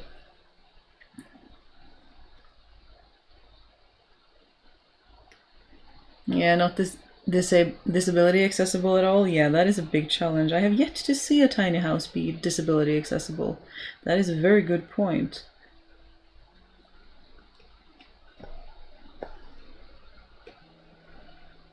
And it's such a large part of the population as well. And part of the population that you can become a part of the marginalized group at any time during your life, and you will the older you get, so it's definitely something to think about. As I'm currently learning how to manage with a broken hand, I highly recommend not falling. Oh no, my sympathy, Kelly. That does not sound nice. But yeah, it's another reason why handrails are definitely priority, and they're such an easy thing to install too. And such a helpful thing as well. My walker wouldn't even fit in a tiny house? Yeah, I believe that. It's something that a lot of people don't really think about until it affects them. Which is sad, because that makes it harder for people to access public places. And private places for that matter, but... yeah, that's a problem in this place, is that there is no toilet on the ground floor. The kitchen is on the ground floor, but not the toilet, and I don't think there's a good way of installing it on the ground floor either, without really messing up the room plan, but... so we might have to make do with keeping it in one of the other floors, but hopefully that will be alright. Good evening, madam. Are you back again?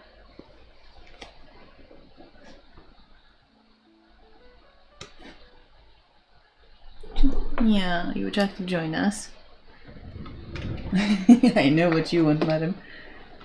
You are very good. Oh, I hear your sister can hear us as well. Yeah. You want to look for the camera? There you go. Hey. Would you like to join us as well? I don't think I can have two cats peacefully on my lap at the same time, so we'll have to feed them. Yeah, we have one for you too. Madam, you got one. It's plenty to go around. You're getting quite... Okay, well, spread some on the floor that you can go search for.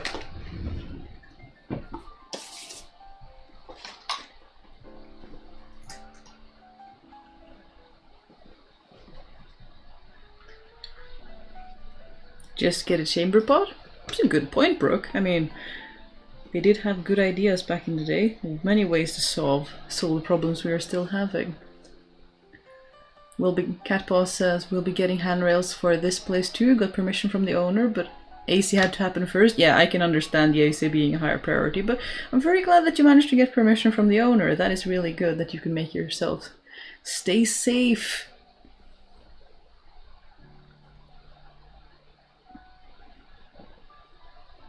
The best place to install a toilet is on the side of a tower above the moat. Very true, but as Lynn says, it does require the pre-existing installment of a moat, and I don't think my neighbors, or my neighbors-to-be, will be particularly happy about that, but maybe one day. Although I think that is more of a thing in France. Castles aren't really a thing that we have in Norway to a large degree. It's more wood houses all around instead. So talkative? Yeah, they are quite talkative. And as soon as Embla notices that Sud is getting snacks without her, not having it. There will be snacks for both, as should be proper and fair. Madam, that is my foot.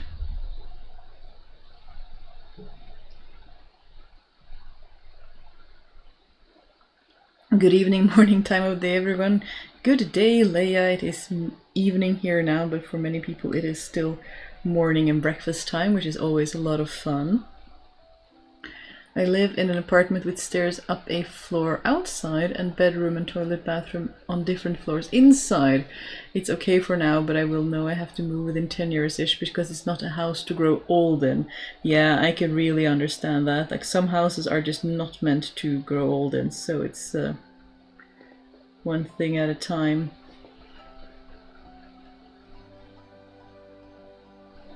And it's not something a lot of, especially younger people, want to think about, but growing old in is not just a thing like we talk about, it's also a house that you could have a disability in or grow sick in. It's also a consideration that not many people want to, hello madam, want to think about until they have to, which can be add quite a lot of extra stress if something does happen.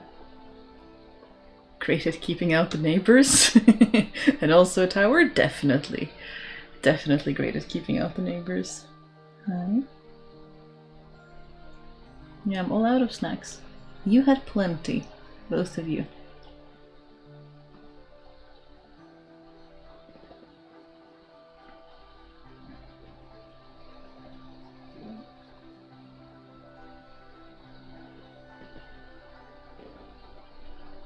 Am I horrible? Hiding the snackies again. So it would have been such a good circus cat, I think, if we had been that kind of people, because she is so clever and food motivated, which both at the same time could make for a very trainable cat. We just have a very tenacious beastie who likes to try to get into anything and everything, especially if there's food involved. Or wool. We're also very, very fond of wool.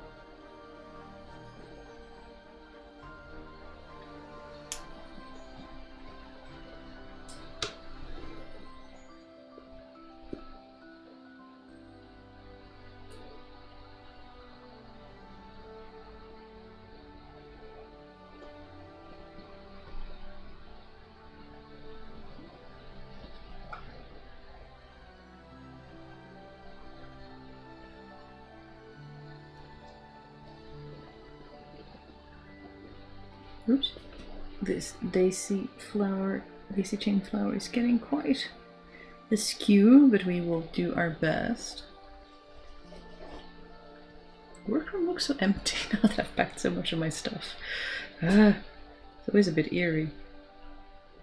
And we are about to have some ads.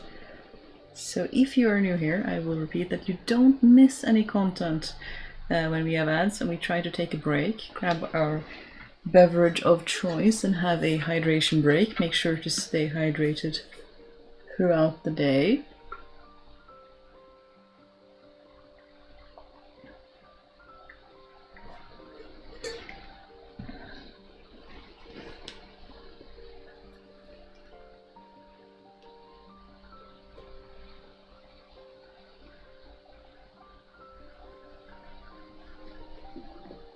just say it's blowing in the wind.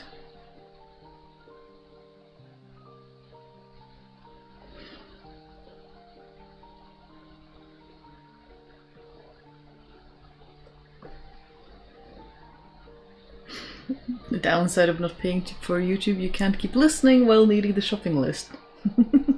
That is very, very true. Yeah. It gets a bit jarring. I also don't generally listen when I'm out and about because it gets...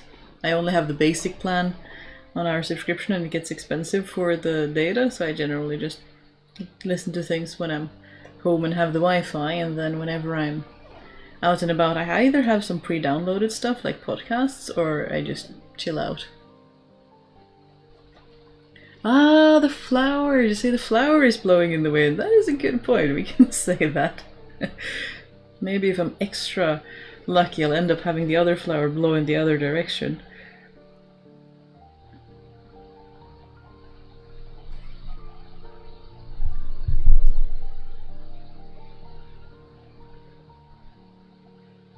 Come on, variegated yarn, do your thing so we can get some nice variegated flowers.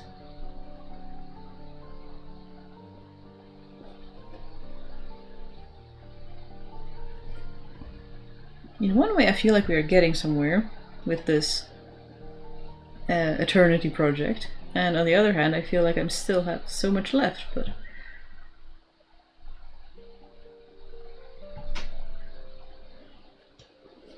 maybe one day we shall finish this together and then I get to stitch it into a little pouch.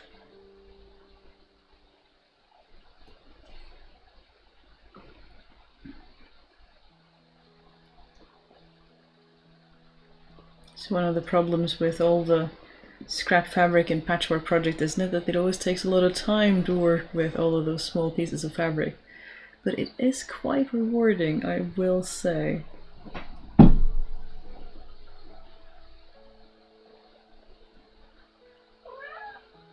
Meow, baby. Hi. Are you being talkative? Would you like to be entertained? Oh yeah, I almost forgot the best food enrichment of all is... So the best game that we have found to play with the cats, to give them some enrichment throughout the day,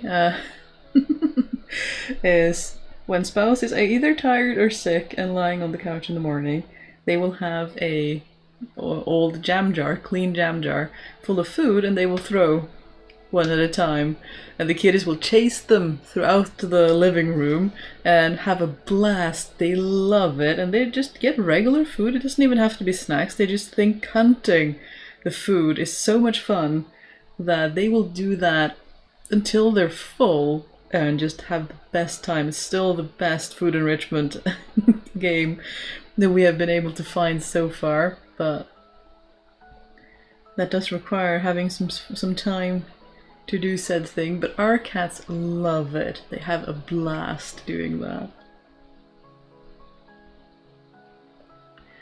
That's how I feel about the weeds in the garden and Eternity Project. I can understand that. It's one of those things that just keeps happening.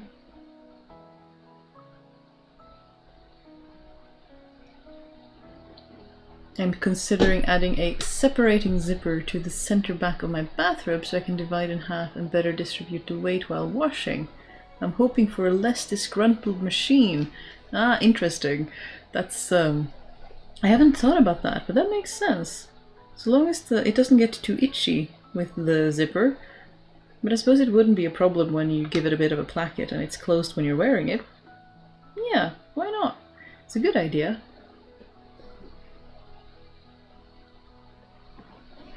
Hunting their food is the natural way of cats? It is indeed. Sadly, they even hunt things they do not eat, like shrews. There are some feral cats coming into our community garden and killing the shrews. Oh no, that is sad.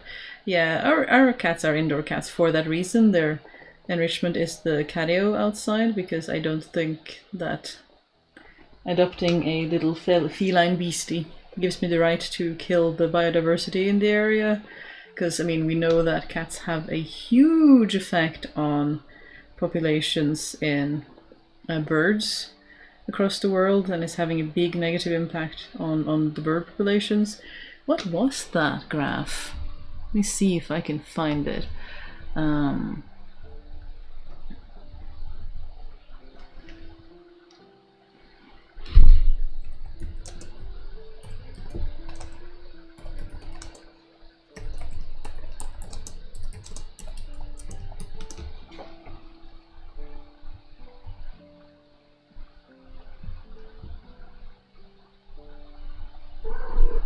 Hello?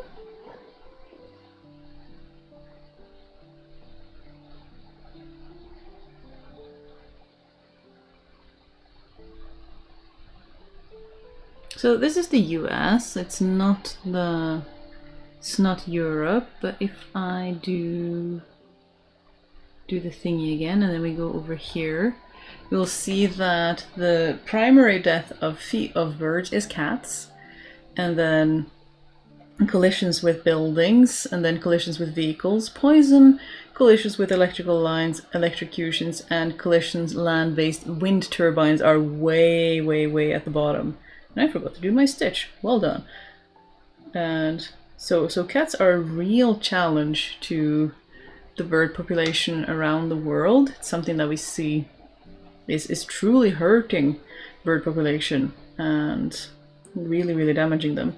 So we made the choice to keep our lovable little beasties indoor to not try to contribute to that, which means that we do need to do more work in terms of playing with them and making sure they stay enriched, and doing things like throwing food across the living room to keep them entertained, playing with them multiple times throughout the day, trimming their claws, and all of those different little things to keep them healthy and happy, taking them to the vet, of course, which we should do anyway. But yeah, that is quite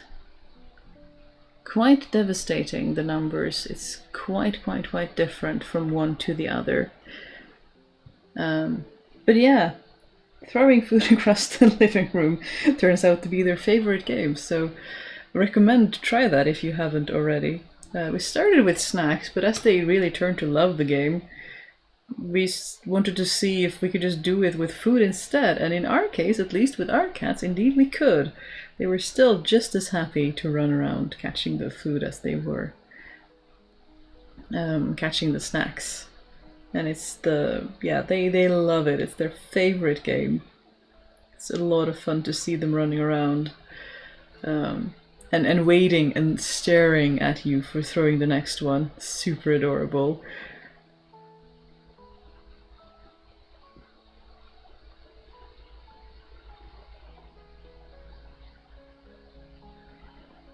Would love to build a catio for my cats. Yeah, they're so much fun, and the cats love them.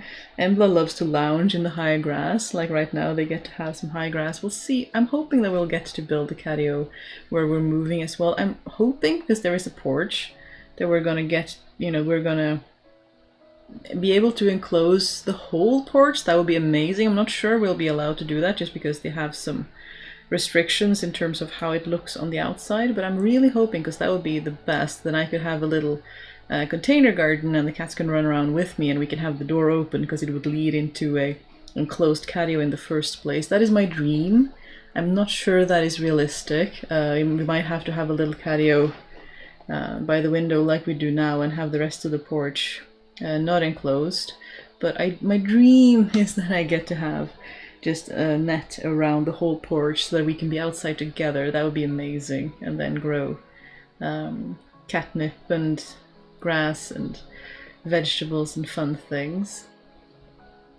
We shall see what would happen.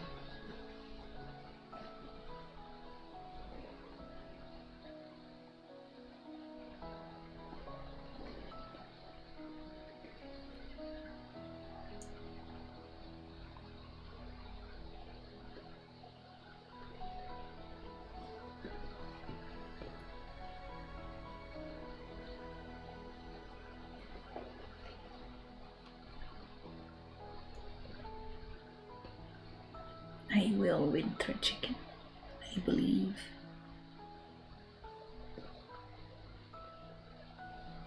Sounds like a great porch. I hope so. I really hope so. It's the sacrifice we made, or like this could have been a garden, but it's a porch instead. So I'm hoping that we get to use it to the best of its potential, but we shall see what they say. But in either way, they'll get at least a small catio if they don't get the whole porch, which would be ideal. They're at least gonna get a small one so they can sit and watch the birds and the passerbys and sniff the fresh air and have all of the fun. Which it's fun because I mean Embla is the kind of cat you'd expect who will run into the house again when there's rain and thunder, and Soot will sit outside because we have a little tin roof over the first part of the catio, and then there's a bigger part of the catio right outside of that, and Soot will sit sort of just outside the window under the roof and sort of sit there all huddled up into a good little loaf and just sit and sniff and listen and enjoy the rain and the thunder and the weather. She loves sitting outside when there's weather, when she can just sit and just experience it from the safety of being under that little roof. She'll get a little bit wet anyway, but she just loves experiencing weather. It's really, really cute.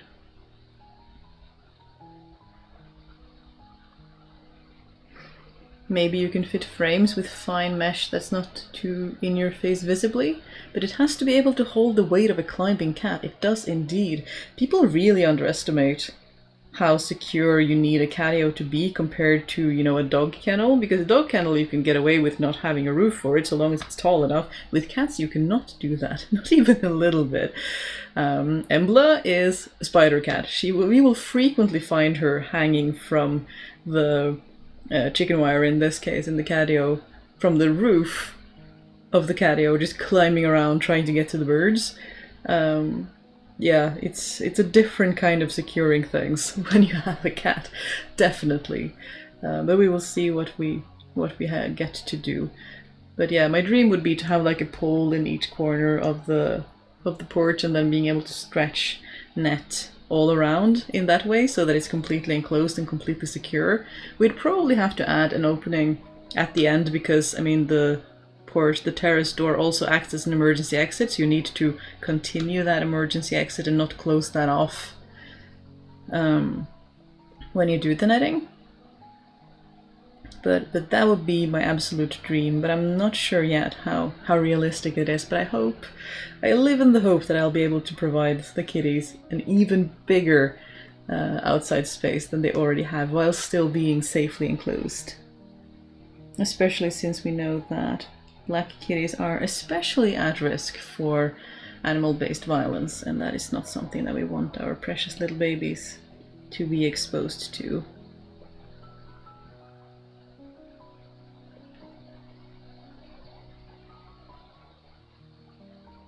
Yeah, okay, I think that's the last star. I don't think we want to do more fed chicken than that. I yield.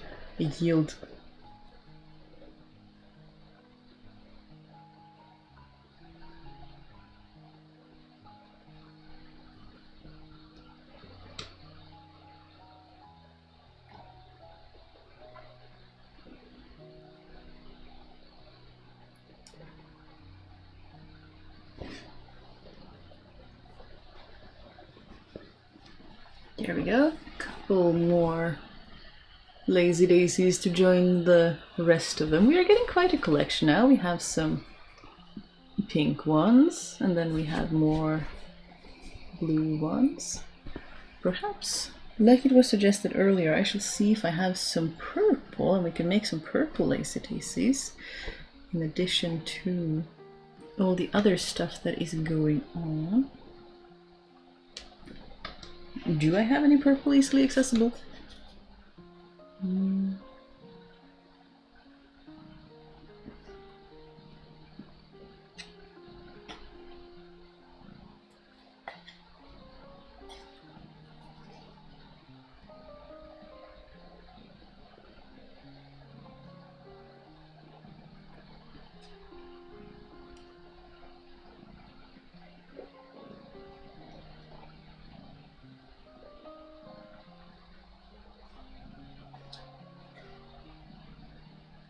seems we have two different modes of purple.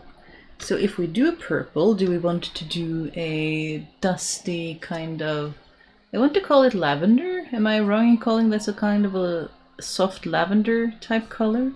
And then we also have a much darker, richer purple that is a lot more saturated, I want to say. Anyway, we have a couple of purples, not too many, within our magical box of embroidery floss. Is that birds I hear in the background? Not that I am aware of. Soot is purring, but also the fan on my computer is going at impressive speeds. Maybe we can do something about that with the new setup in the new place so that it's less in your face.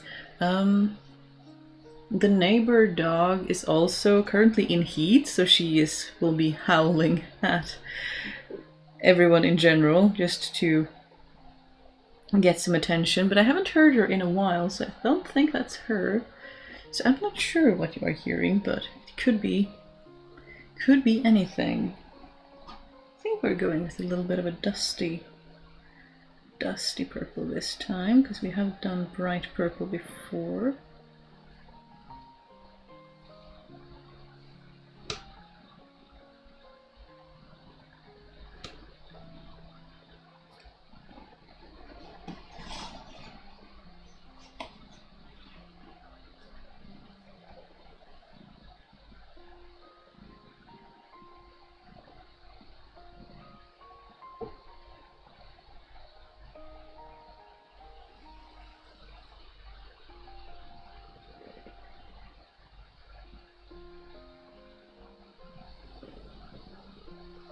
It might have been the fan, who knows.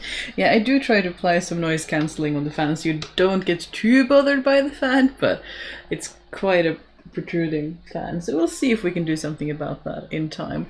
And we are about to have some ads, which means I am about to do some hydration. And I hope everyone else also stays nice and hydrated, especially if you are having heat wave temperatures.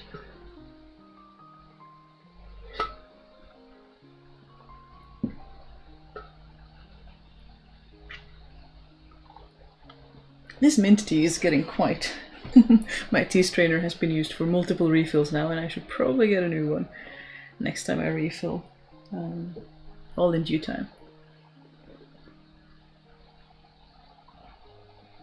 And we have these... They came with some bottles that we bought once that have since broken. Like, the bottles broke, but they had these little metal tea strainers inside with a screw lid. So they become these completely enclosed little friends, which are great to put into reusable bottles for making yourself some nice tea. What has happened to my thread? There we go. Okay.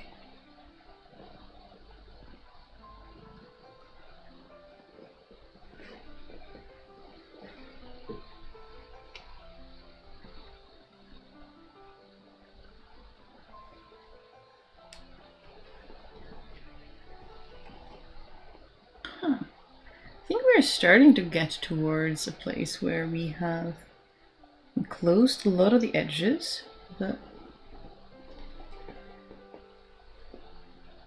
which means we are making progress. We like making progress.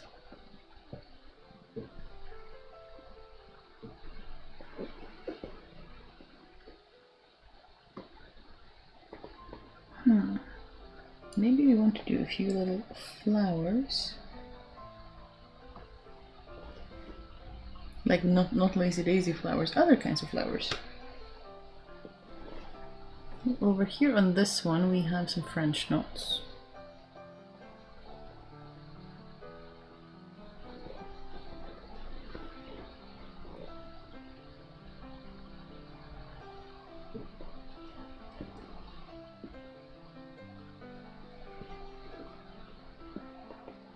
Just do some little fan stitches over here. Why not? I really like this kind of process where you don't have to plan it out perfectly ahead of time. You can just see what you're doing and then build one on top of the next.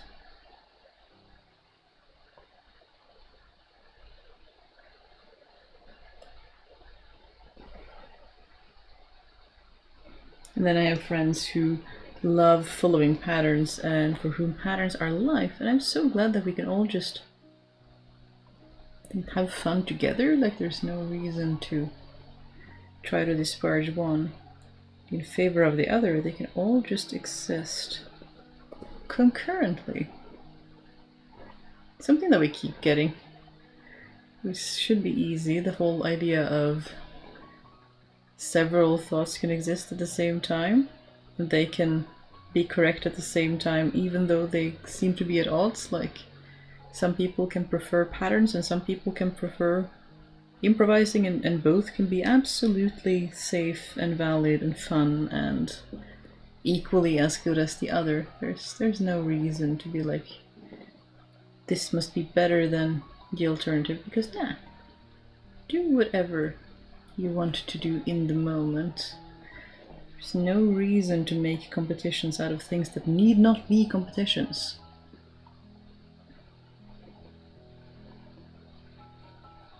I want to start my crazy patchwork blanket, but I'm scared of not being able to make it look somewhat cohesive. I can understand that.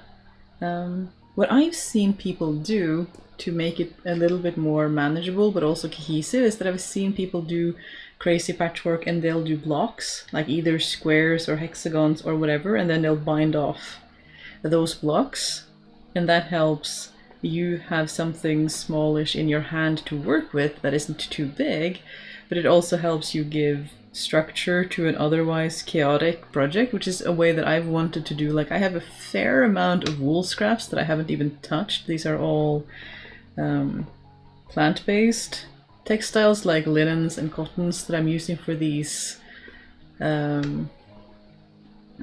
little pouches. I prefer the feel of plant-based, but I have quite a few wool scraps, and I've thought about doing a large, a bedspread or a blanket in wool crazy patchwork, which would take years. It would be rather large project, but it might be fun to do in that kind of block style, where you have a predetermined size of a block that you quilt or patchwork to, and then you work on that basis, like that is, and then you combine them all at the end with binding or something like that. Like, you could use bias tape, I imagine, like laying it on top and then sort of stitching all of them together, and then you back all of that onto the lining fabric. I don't know enough about quilting to actually have an informed opinion, but I imagine that there are ways to make that a lot of fun, and then you can have different blocks that look slightly different, but they all come together in the end. And of course, if you really wanted it to be cohesive, you could make all the blocks ahead of time, which I know a lot of people do, and then lay them out on the floor before you're stitching them together and making sure that they look nice before you commit to the final design. But that gives you a lot of work and a lot of crafting to enjoy before you get to that stage. I'm averse to the visual effects of blocks. Fair enough. Especially on something like this that's supposed to be organic. My plan was to cut the support fabric into differently shaped pieces. Ooh, I like that. That is also a really good idea.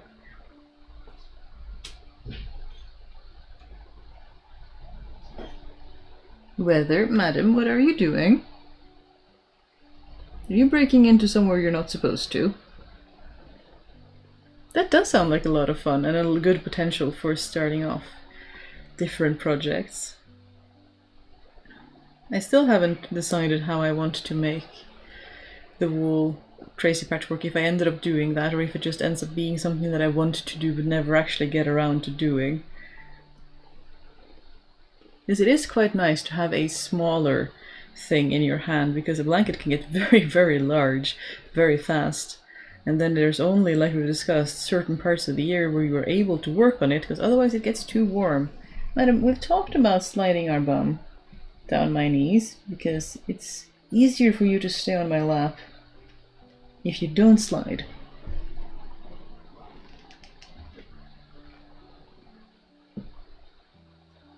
Researching traditional folk quilt motifs to paint on my barn right now. Do you all have that in Norway? Apparently the tradition comes from Germany, Austria and the Netherlands. Interesting. I am not aware that we have something like folk quilts that we paint on. Painting is more rose painting. Norwegian rose painting is more traditional in that sense. Let's see, now that I have my new trick. And I think that as well came from wood carving. Like crafts just intermingling with each other. Let's see if I can find a...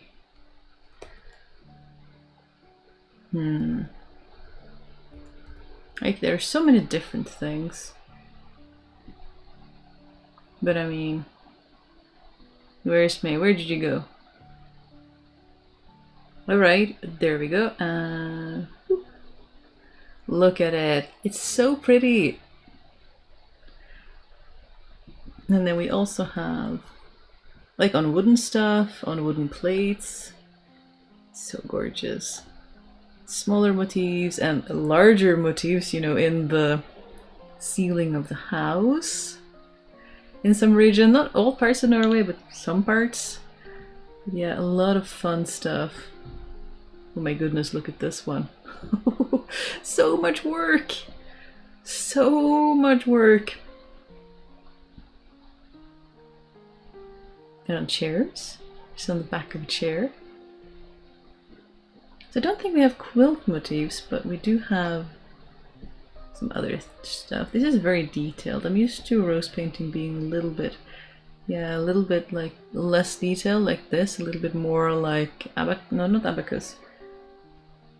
That's the wrong word. But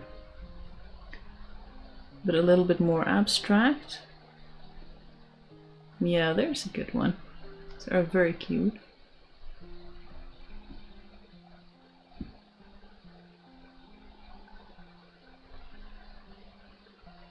So many different... I'm getting a lot of English results for some reason, which I'm not sure why, but...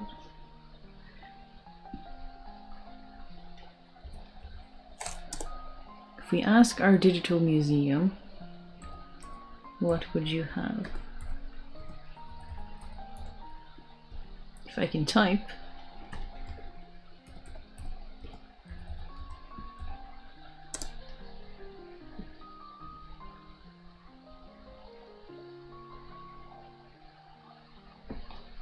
Look at this. So pretty. If you can load. Digital museums, it can be a little bit slow, but look at it! Look at this chest. People were so creative. Like, just absolutely gorgeous work. Look at it. And you have your name. Traveled to North America. But yeah, gorgeous, gorgeous rose painting. So much cool stuff.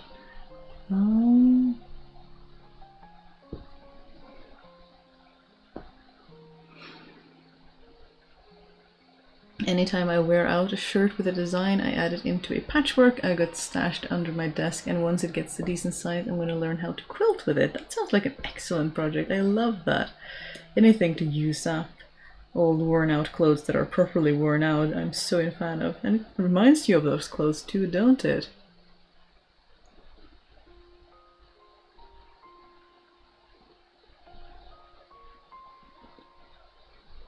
Those pictures seem like something you can find on old folk furniture here. Yeah, exactly. I mean, we're neighbors, Owly ladies, in that way, so I'm not surprised that art would have traveled between the countries quite easily. We see that quite a lot. I mean, even the Cerberus, which is a very specific pattern, when you look at it, they're like, oh, but this might be inspired by this and this patterns in Chinese, and there's so, like, art and inspiration travels.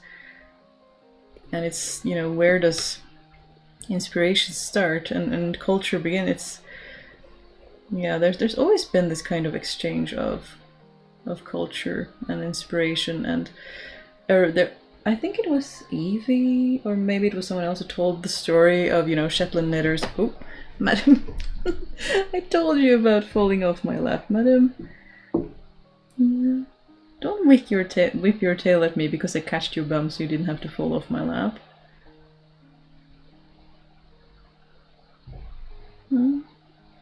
But yeah, the I think it was the Shetland knitters who would stalk after seafarers when they would visiting, like sailors when they would visit their shores, but it wasn't to, you know, get something from them, or it would, but it was to copy the patterns on their knit sweaters so that they could learn new patterns and be the, you know, the person in the community who had a new pattern they could knit for stuff, which I think is fun, like that hunt for new patterns, new inspiration, new creativity, to find something new to make.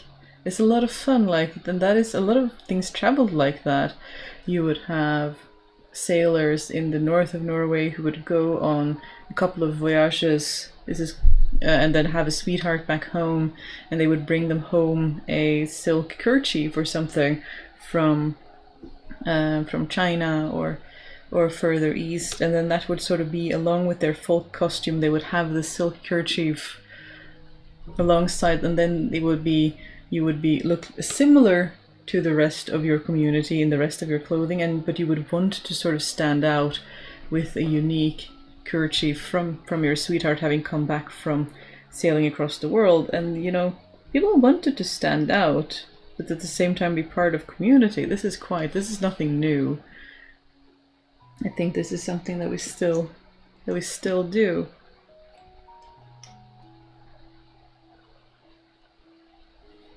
True inspiration indeed traveled even among peasants and not just wealthy people. Yes. Oh, I want to show. Oh, can I find it without having to think too hard? Without having to spend too long. Let's see. We are already on the digital museum, so I should be able to, if I can log in, find one of my collections. Is it this one? Folk outfits, yes.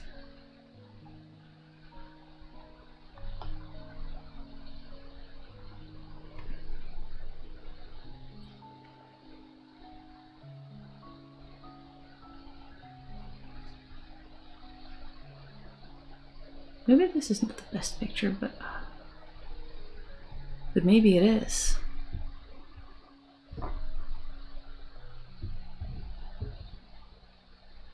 Can I find a picture of just the jacket?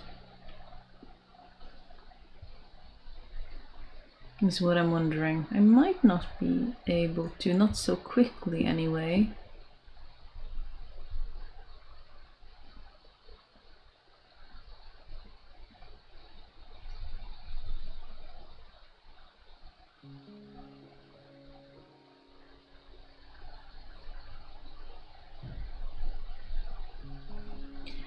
Alright, let's see. We click on the screencast, which gives us a chaos of a thing.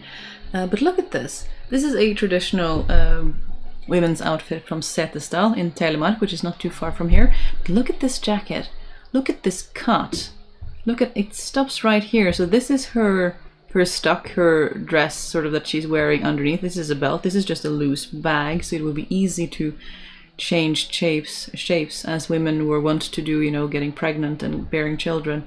This would accommodate that quite easily. But look at this cut and tell me that this is not inspired by, you know, empire waist, high-waisted clothing.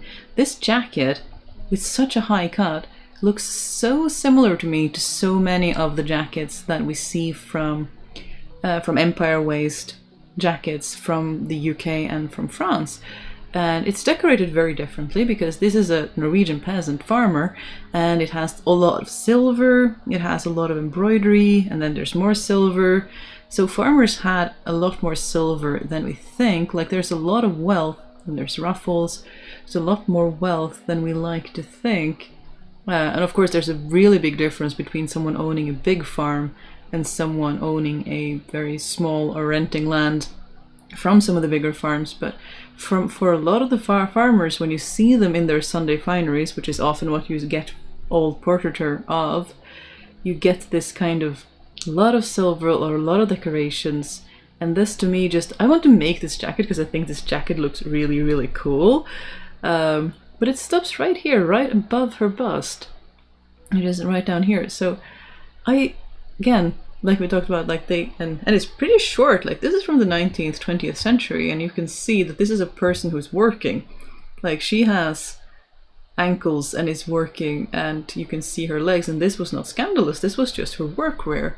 This was pretty normal from this time. So yeah, I think that is really, really cool. I need to do something about that, but Spencer jacket is what you think of, I believe. Thank you. I was struggling for the words. But yeah. I now have to think of that Viking purse from Burka that actually was an import from Hungary. Yes, exactly. So much stuff traveled, and we really underestimate how much stuff traveled and how people were resourceful and how people wanted, you know, exotic stuff from elsewhere, and they would trade and they would work. And yeah, it's so, so, so cool. Even the cut of the shoulders. Yes, exactly.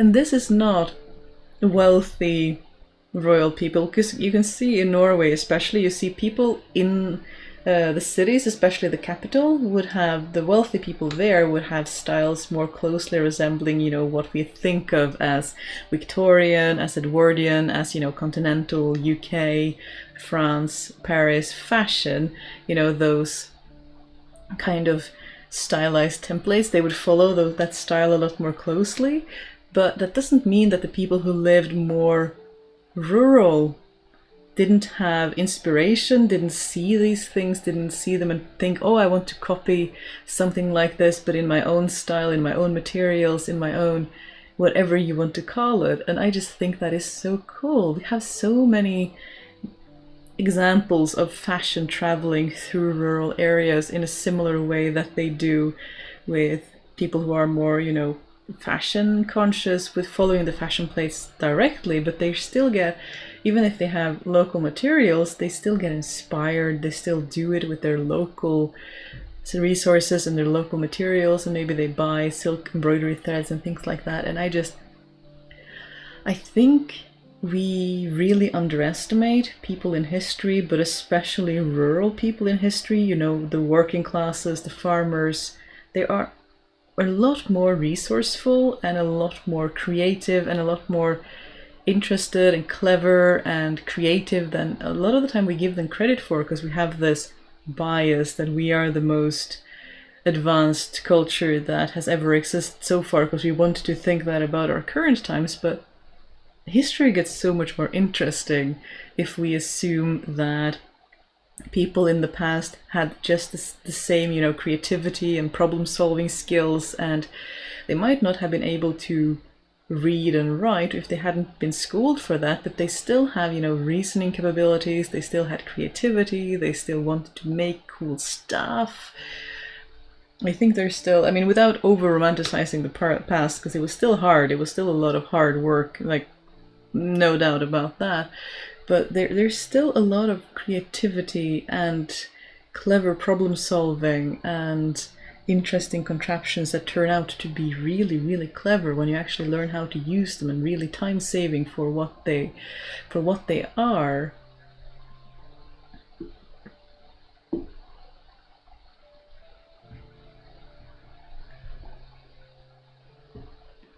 Oh, my lips, nosy pants.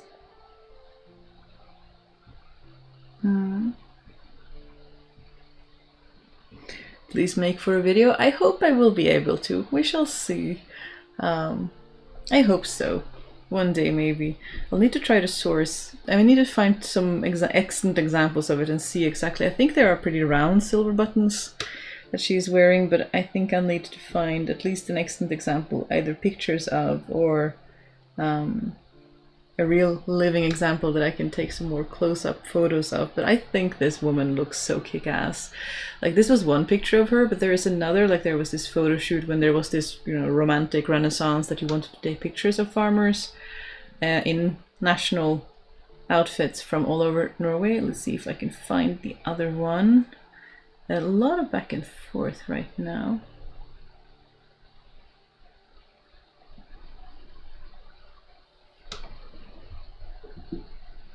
I wonder if I can... How was it that you did this?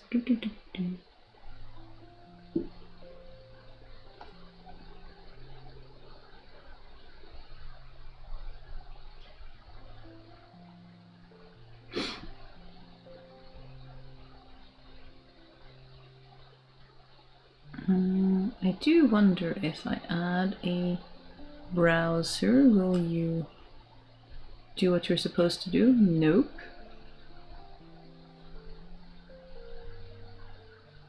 Let's work on that when we are not. We are not currently live streaming. But anyway, let's see. Look at her. Don't she look kick-ass? Like this is a fairly simple cut. It has a lot of, as you can see, pleats around down here. But yeah, I don't know, she just looks kick-ass.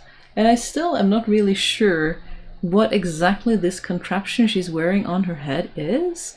I need to look at it from several different angles. I see there's a really wide headband here and maybe some ribbons that is tying her hair up. I haven't been able to find so far a good picture of what kind of hair contraption thingy this actually is, but yeah, we have a lot of, we know exactly how this traditional outfit is structured, but I just really like, I mean, she looks fierce, she looks, she's working in the mountains with the cows in the winter, which was traditionally female labor. You would take the cows from their grasslands down by the farms and you would take them up into the summer grazing lands up in the mountains, and you would have this little cottage where you would make cheeses and other things that would travel well, because you would be alone for months, weeks and months on end, taking care and milking the cows and the goats all by herself. And I don't know, I think she looks kick-ass. I think she has a really fierce expression, and I think these clothing looks really comfortable.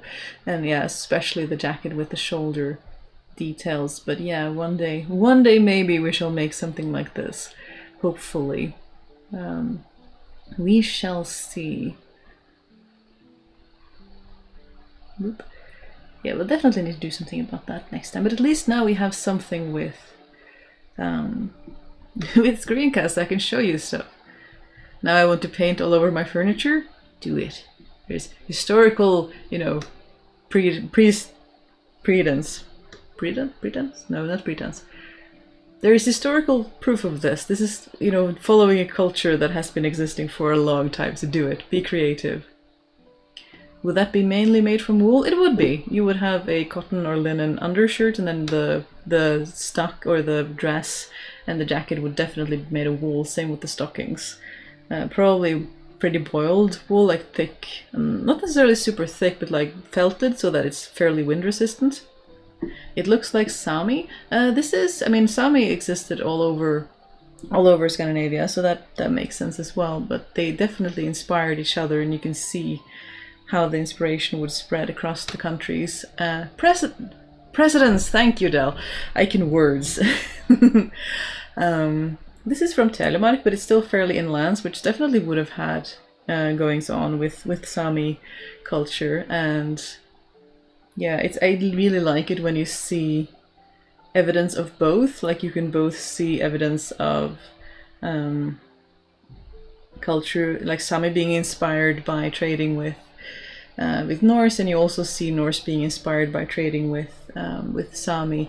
I mean, I have a needle house that was made by a excellent Sami craftsman that I bought in Tromsø that I wear to Viking markets, and we have a couple of other friends who will also like consciously wear Sami needle houses rather than Norse needle houses to Viking markets, because we want to showcase that exchange of culture by buying crafts from a authentic craftsman, you know, from the culture, giving them money for their labor for something that is authentically made by the person, and it's fun to sort of get that conversation talking. Would there have been specific colors used? I'm thinking possibly blue, perhaps. I think a lot of the time they were black, like dark boiled. Let's see if I can find a picture of any colors. I think they were very black with some red and possibly blue underneath. I think there's a colored version, if that version is correct. Where'd you go? But the stock and the coat definitely would have traditionally been black, but yeah, greens and reds it seems. Where'd you go?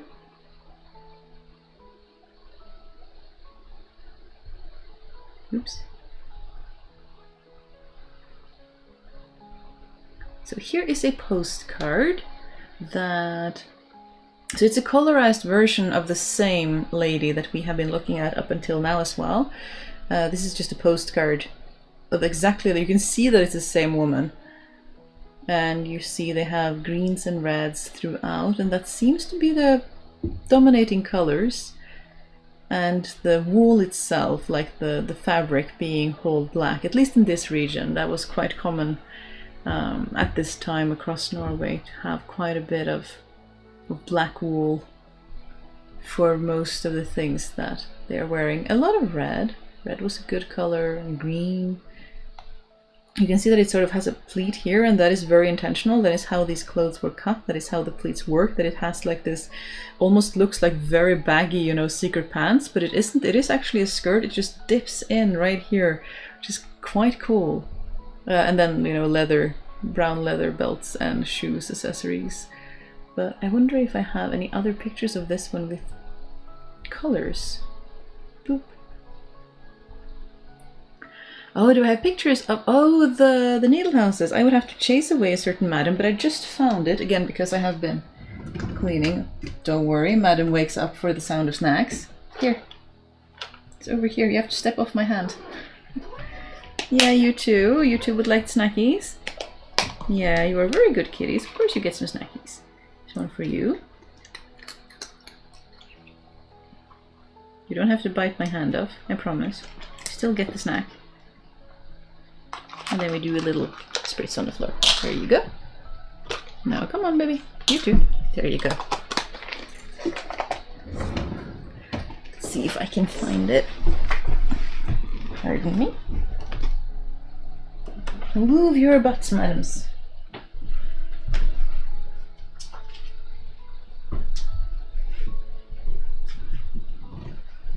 I can do you one better. I can have the actual physical item. Excuse you. I was kind of planning on sitting there. There we go.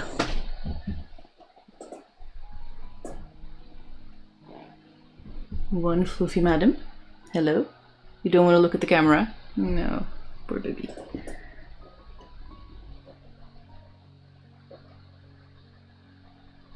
I keep telling you that if you keep eating the needles, you will have a very bad tummy ache. Don't do that. Let's see. So this is my needle house. Very cute. It has little hearts on top. This is an antler. It's carved very beautifully. You can see this is a central piece of antler, and then there are two sort of wings that are attached. You can see the glue marks, the attachment on the side here, and then this beautiful engraving or like carving on both sides, and it has a little ring on the bottom and a little stopper here, and then another ring for fastening it to whatever you're wearing. So you can sort of lock it like so by pulling this little pearl bead down like that. And the way that it works is that you pull this one up and you pull this one out, and inside here you have a lot of needles all safely tucked away. And when you're done with your sewing, and you can see that it's, I have a small selection. I have my little Iron-Age. It's just one Iron-Age reproduction needle. Everything else is just modern needles because convenience is useful. But then when you're done, you just roll her up. Ideally, you should be able to roll up this little tongue at the bottom as well. And you roll up. And you roll it into a little tube, and you just put it back down again. And you can lock it, but as you see, I generally don't, because it stays pretty secure, just like this. And, you know, I can lock it with this, but often I don't. But then this could hang from a belt, from, you know, anything really. Sometimes I have it hanging from my apron dress because, again, it's a good conversation starter. It doesn't look like the same like a lot of the needle houses that they sell at Viking markets. They will sometimes sell very simple ones of bone. So this one is a modern Sami make, but I mean, the Sami has the continuous tradition, but I think they are really... This is just one example. This is just one design, and I'm really fond of mine. My friends have very different ones, but you can see that they're sort of the same idea, the same general thought.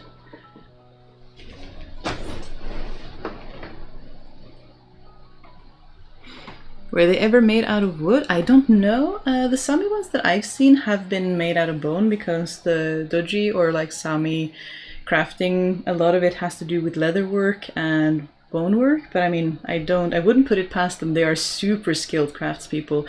So, but the ones that I have seen have been bone work or antler work from their herds. But I wouldn't, like, why not make a needle house out of wood? It should absolutely be possible.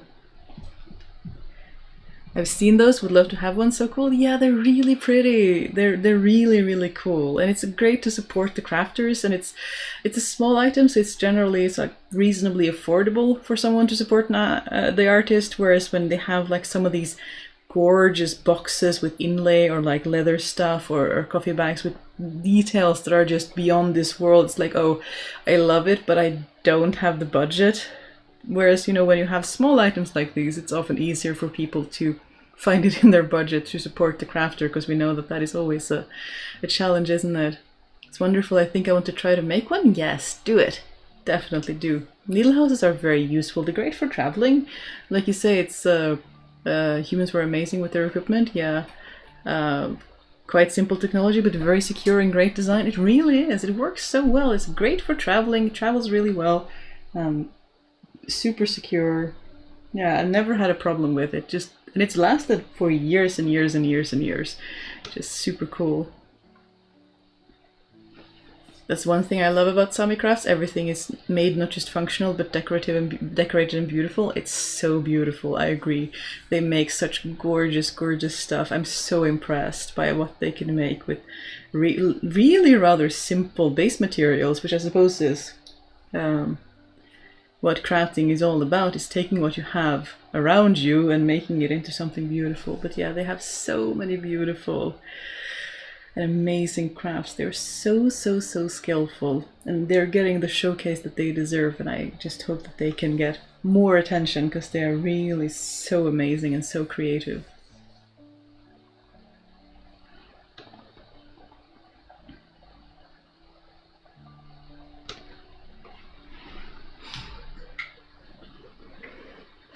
You could probably make one out of a large bamboo cane. I'm very partial to bone and antler though. I have never worked with it myself, but the people who really know how to work with it make such gorgeous things.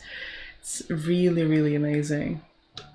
And we are about to have some ads, and so let's have another water break. Wait, is it already 8:30? Thought it was half an hour left of the stream, and I'm half an hour past our usual runtime. What is time? What even is time? That's what happens when you get asked the great questions and, you know, have fun things.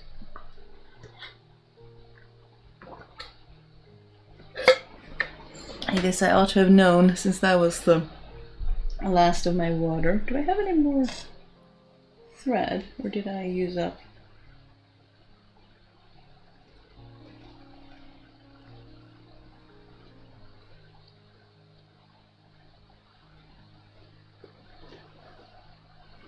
I have actually made a small container for needles out of bamboo. It's not historical at all, of course. It has a cap from thin leather to close it, and a strap to hang it around your neck. That is really clever. Yeah, there's a lot of solutions for, you know, the same problem of what do I do with my tiny little precious needles, and how do I keep it safe from losing them, because needles were very precious. So how do you make sure that you don't lose the tiny but very precious things?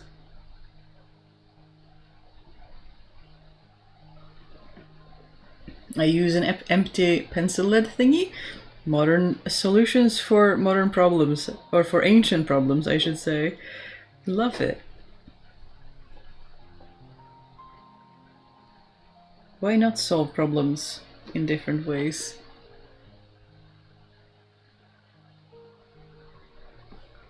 The shaman of Bad Durenberg had a container for tiny flint tools made from a hollow crane bone. Wow, so clever. So many things being made from bone. It's such a useful material. It's really, really cool. Where am I? What am I? Who am I? What is time?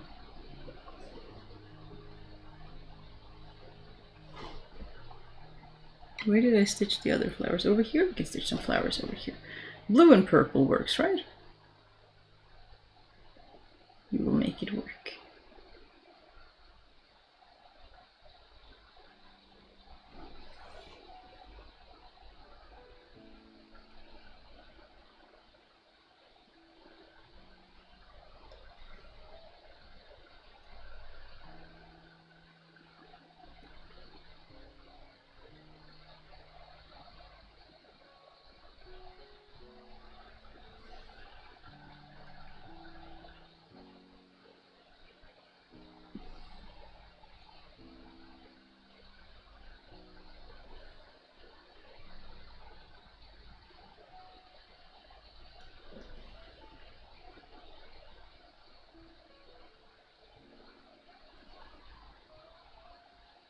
In the UK, crochet hooks were still being made from bone up to the 50s, I think.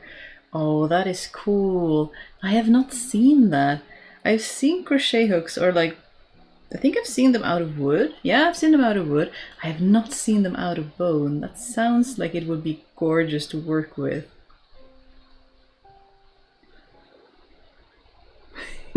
Shaman of Bad Durenberg sounds like a person I urgently need to read about. Yes. Very much so. Very cool. We've been learning about this in chat before. They sound very, very interesting. Absolutely worth reading about. Having a comb made out of bone is a dream of mine. Yeah, they are so gorgeous and so smooth. I do have a penchant for like. Is it still called a comb when it has a handle? But it's still, you know, a comb. It's still just one row of teeth, but it has a handle. That is what I use in my day-to-day because I find it much more comfortable to brush my hair out with a handle in my hand rather than a comb that is very close. I find it harder to work with, but as soon as I get a handle on it, and I have one in a lovely hardwood that is just really super nice to use, and yeah, it's super nice.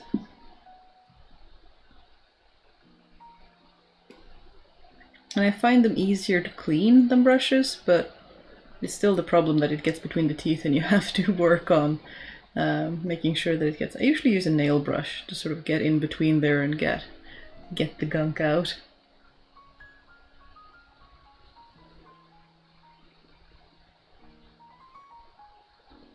You can get vintage bone knitting needles too, but there are less of them around, I believe you. Yeah, those things tend to get lost. When I was growing up, my mother had a tortoiseshell comb that was her mother's. I took for granted how anti-static it was. Oh, interesting. I had not heard of that, but that makes sense.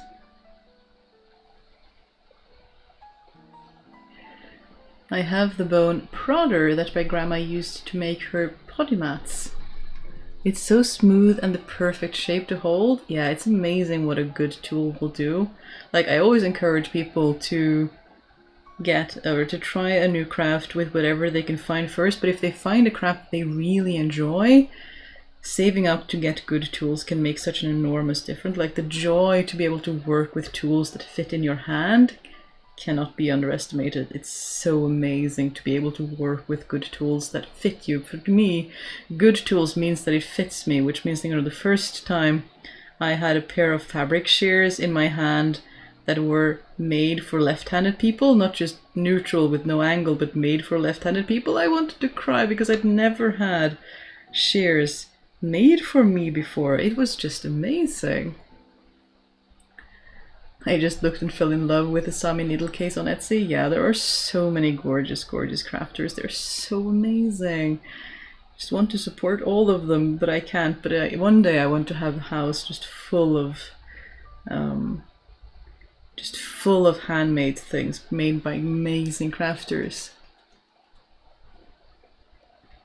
I have one like that made from horn, but it fell and some of its teeth broke. Oh no, that is really sad. Yeah, I have a little comb that I travel with because I don't want to travel with my larger handled comb because I don't want to lose it. And I was washing it a bit too vigorously, like trying to really get the gunk out with my nails, and I broke one of the teeth and I felt really bad. Like, no. So devastating when good tools get damaged.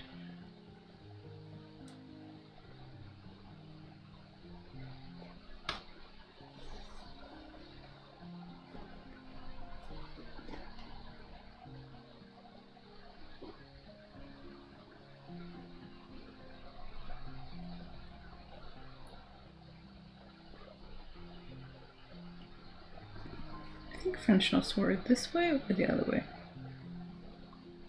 I always need a reminder whenever I do them. Is it up or down?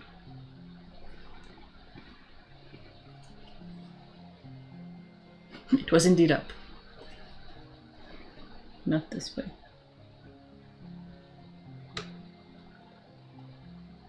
Should have been proddy mats instead of hooking a mat with fabric strips of old clothing. The mats were made from short lengths and pushed and prodded through the Hessian base. People would call them rag rugs nowadays. Interesting.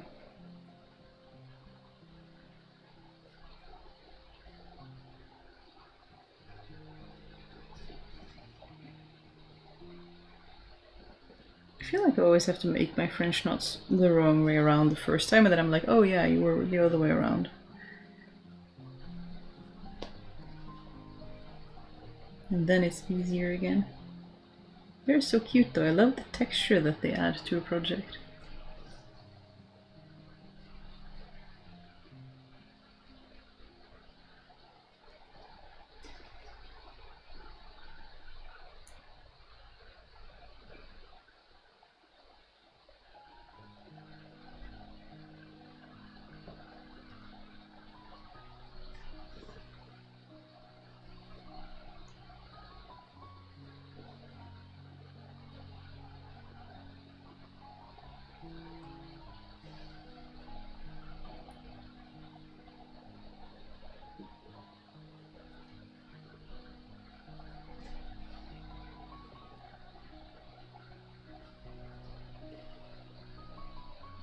I feel like I should do more French knots on projects because they're really fun.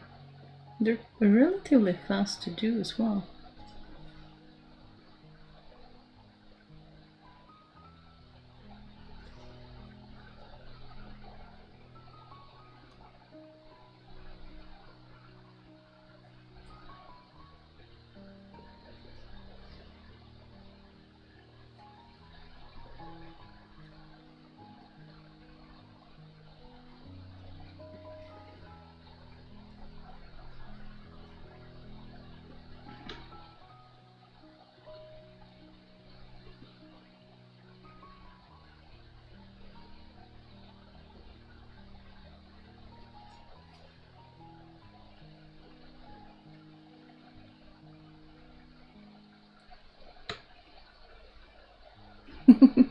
Hello, I made it to one. Welcome, welcome. I'm afraid I'm getting rather sleepy. We've been doing this for now 2.5 hours. I'm afraid we are getting towards sleepy time in my neck of the woods, but I will finish the thread. We are doing a little row of French knots alongside some, are they called fishtail stitches? No, that's a different one. But anyway, little stitches that could be taken for stems of flowers. So why not? Because the first, I mean, the crazy patchwork that I did for the video, I did all the seams in just monochrome, like one color, but now I've since learned that we can make different colors. Let's see, where are we? Can you see that? Yeah, a little bit, just barely, that we can make different colors for different, for the same seam, for extra added funsies and extra added time consumption. But where did my needle go? What am I making? I'm making a rug for my bathroom. I am making a pouch for holding tools within. It is the same size and shape as the crazy patchwork that I did a video of. This is just, I had more backing fabric, so I'm making another one because we always have more than enough scraps, don't we? By Marion, have a good one. So I'm just sitting here embroidering on this project that seems like it will take forever because some of these projects just keep on going, and when you don't have a deadline, I feel like this is the kind of project that just keeps growing, because I mean, you can just keep embroidering forever. You can just keep adding and adding and adding for fun and just keep going however much you want to. Hello, madam. Have you been outside? Fur is cold. I have been filling seams on a linen top I altered a little. That is a very nice, soothing thing to be keeping your fingers busy. I'm making a small pouch from a scrap of silk I've been eyeing for months. Oh, that is really nice.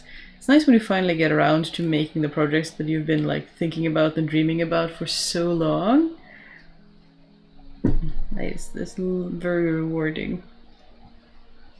Are we gonna get another French knot situation where we haven't actually finished the seam? Oh well, maybe we'll do more French knots next time and try to finish off some of these started seams that don't quite want to, or even clever. I will finish and I know where to start next time. That would be clever, wouldn't it?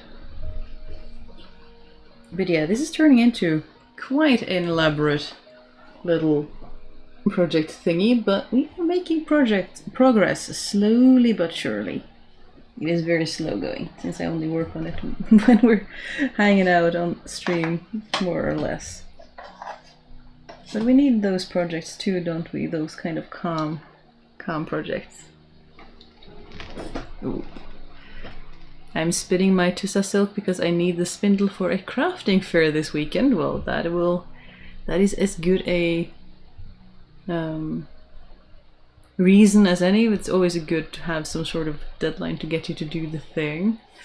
But we have been going for quite a while, so I think I shall be leaving you now and get to brushing my teeth and going to bed. But this is lovely as usual. Again, I will try to do another live next week, but the week after that, so in 2 weeks, I probably won't be doing one because I will be elbow deep in cleaning the place we're living in preparation for moving halfway across the country to a new place that we will get to decorate with a little bit more personality. So I'm looking forward to whatever that ends up being. I hope it ends up being nice. Often I end up just putting furniture in the room and starting to use it without changing anything. So here that we can change things, I hope that I take the time to do that, because sometimes I just want to get in there and use the thing straight away, so I'll try to do that. But anyway, I have a good time with that. Does anyone else get a bunch of VIPs built up and then get a wave of guilt and try to finish them all? Because that's what's been happening to me. It's alright. Sometimes I work on a lot of different things at once. Sometimes it's just one, but there's no reason to feel guilt. Just do the things that you enjoy and just have fun with it. But anyway, have a good rest of the day, rest of your week, and I hope you have a good time crafting and resting, and I shall see you all next time maybe. Bye!